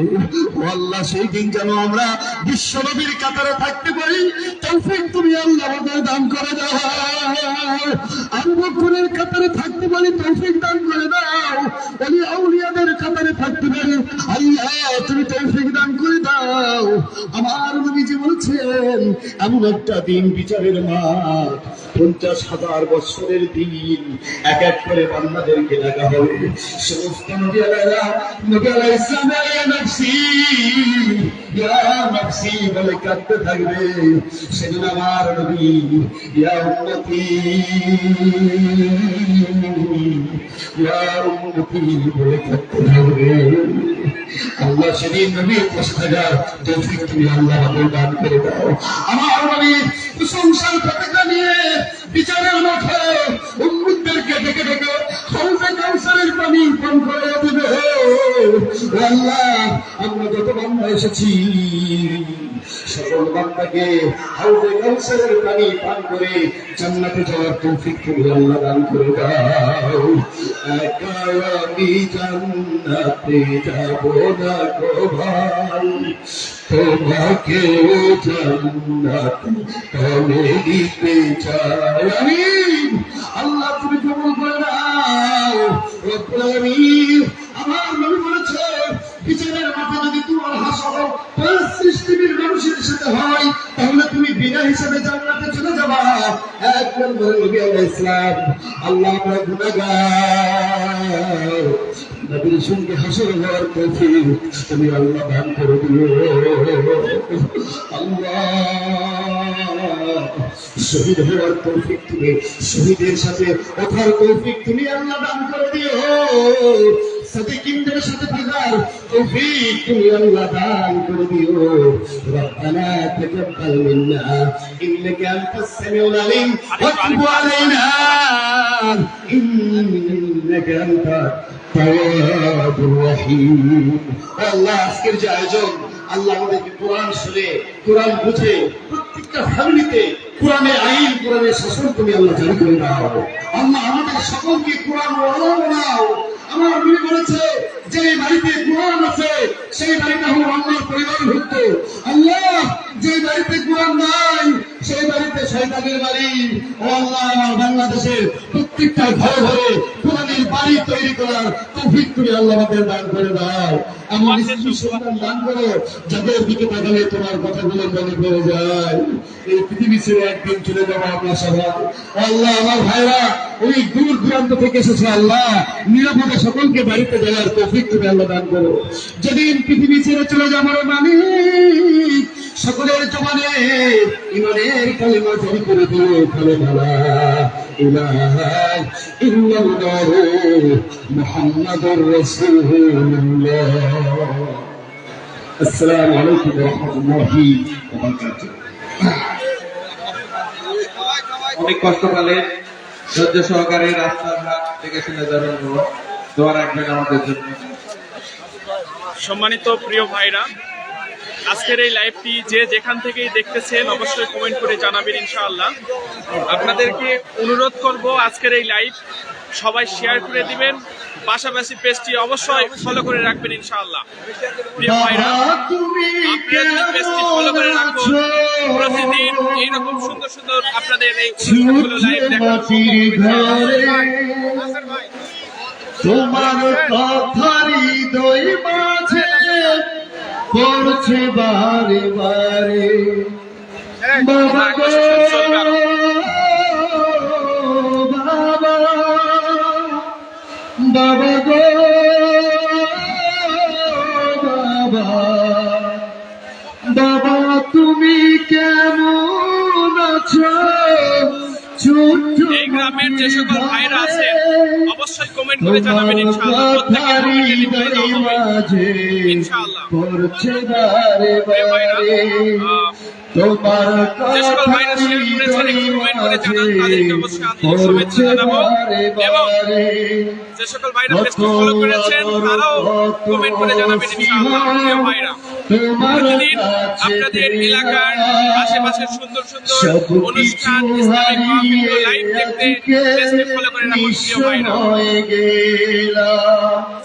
কত আদর কত স্নেহ তোমার কাছে পেলাম, সব কিছু হারিয়ে আজকে নিঃস্ব হয়ে গেলাম।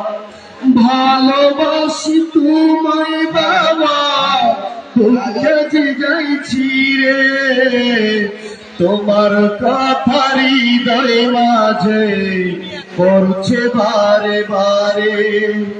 তোমার কথা হৃদয় মাঝে পড়ছে বারে বারে। বাবা গো বাবা, বাবা গো ভাই, আজকের ওয়াজটি কেমন লাগলো? সুন্দর লেগেছে না? মাশাআল্লাহ মাশাআল্লাহ। ভাইজানের বাসা কোথায় হলো? আমাদের এক ভাইয়ের সাথে কথা হলো, ভাইয়ের বাসা হচ্ছে করজবাড়ি ডালম্বা গ্রামে। ওয়াজ শুনতে এসেছেন ডালম্বা গ্রামে। মূলত ভাইয়ের কার বাড়ি ভাইয়া আপনার? ভাই শ্বশুর বাড়ি। ভাইয়ের শ্বশুরের নাম কি জানো? কামরুল ইসলামের জামাই সাহেব। তিনি আজকের এই ওয়াজটি শুনেছেন, শুনে তাকে খুবই ভালো লেগেছে। দেখি আরো দু একজনের সাথে কথা বলি। ভাই, ভাইয়ের নাম লাইভুনিকে যুক্ত আছেন। তাহলে ভাইয়ের বাসা কোথায়? তাহলে আজকের এই ওয়াজটি কেমন লাগলো ভাইয়া? আলহামদুলিল্লাহ। আমরা আজকে ডেকোরেটরের ভাই থেকে শুনবো ওয়াজটি কেমন হলো। আমাদের খুব শ্রদ্ধেয় একজন ডেকোরেটরের মুরব্বী, আমরা ছোটবেলা থেকে দেখতেছি, তার কাছে আমরা একটু যাই। আজকের অনুষ্ঠানের লাইভটি মানে আজকের এই প্রোগ্রামটি আপনাকে কেমন লাগলো আশা করা যায়? খুবই ভালো লেগেছে না? আলহামদুলিল্লাহ। আপনারা যে যেখানে আছেন আমার এই চাচার ডেকোরেটর আপনারা নেবেন 10 টাকার জায়গায় 5 টাকা দেবেন, আমি ঠিক করে দেবেন ইনশাআল্লাহ। আপনারা অবশ্যই যোগাযোগ করবেন সবাই ইনশাআল্লাহ। খুবই সাউন্ড সিস্টেম খুবই ভালো, ডেকোরেটর সাজসজ্জা খুবই ভালো আছে ইনশাআল্লাহ। সবাইকে ধন্যবাদ। আজকের লাইভ এখানে সমাপ্ত। তার আগে হুজুরের সাথে আমরা একটু কথা বলবো।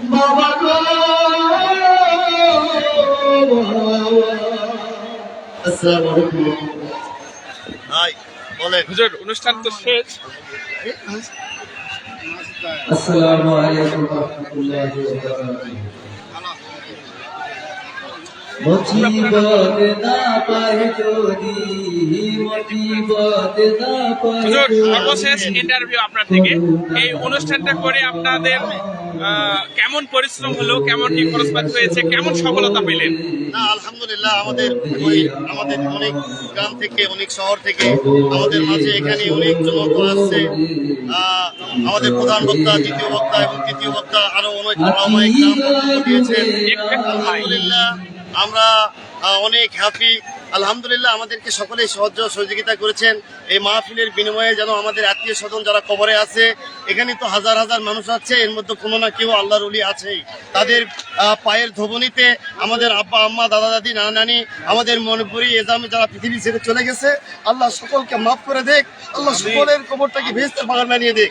আর আমাদের সাথে যেটা হয়েছে এটা আসলে আমরা এরকম কিছু আমরা চাইনি। আমরা ভালো কিছু চাওয়ার আশা করি। আপনারা দূর দূরান্ত থেকে এসেছেন, চিন্তা করবেন না। সামনে আমাদের মাঝে এই সামনে ওরসে আমরা এর চাইতে ভালো বক্তব্য আনার জন্য, ভালো বক্তা আনার জন্য আপ্রাণ চেষ্টা করব। আমি কমিটির সাথে কথা বলবো এবং আমরা যত সম্ভব এনায়েতুল্লাহ আব্বাসীকে আনার চিন্তা ভাবনা আমাদের আছে ইনশাআল্লাহ, ইনশাআল্লাহ। আপনারা দোয়া করবেন। আর আমাদের সামনে একটি কথা আমরা ভুলে গেছি, আমাদের এই যে সামনে আমাদের 3 তারিখ পর্যন্ত আমাদের ভোটে, আমাদের 3 তারিখে মনে হয় আদমদিঘি ফাজিল মাদ্রাসায় আমাদের ভোটার তালিকার ছবি তোলা হবে। এটা আমাদের সবাই এই তাড়াহুড়ার মধ্যে আমরা ভুলে গেছি। এখনো যাদের মা বোনদের ভোটার তালিকার এখনো কাগজপত্র রেডি হয় নাই, তারা এখনো পর্যন্ত সময় আছে।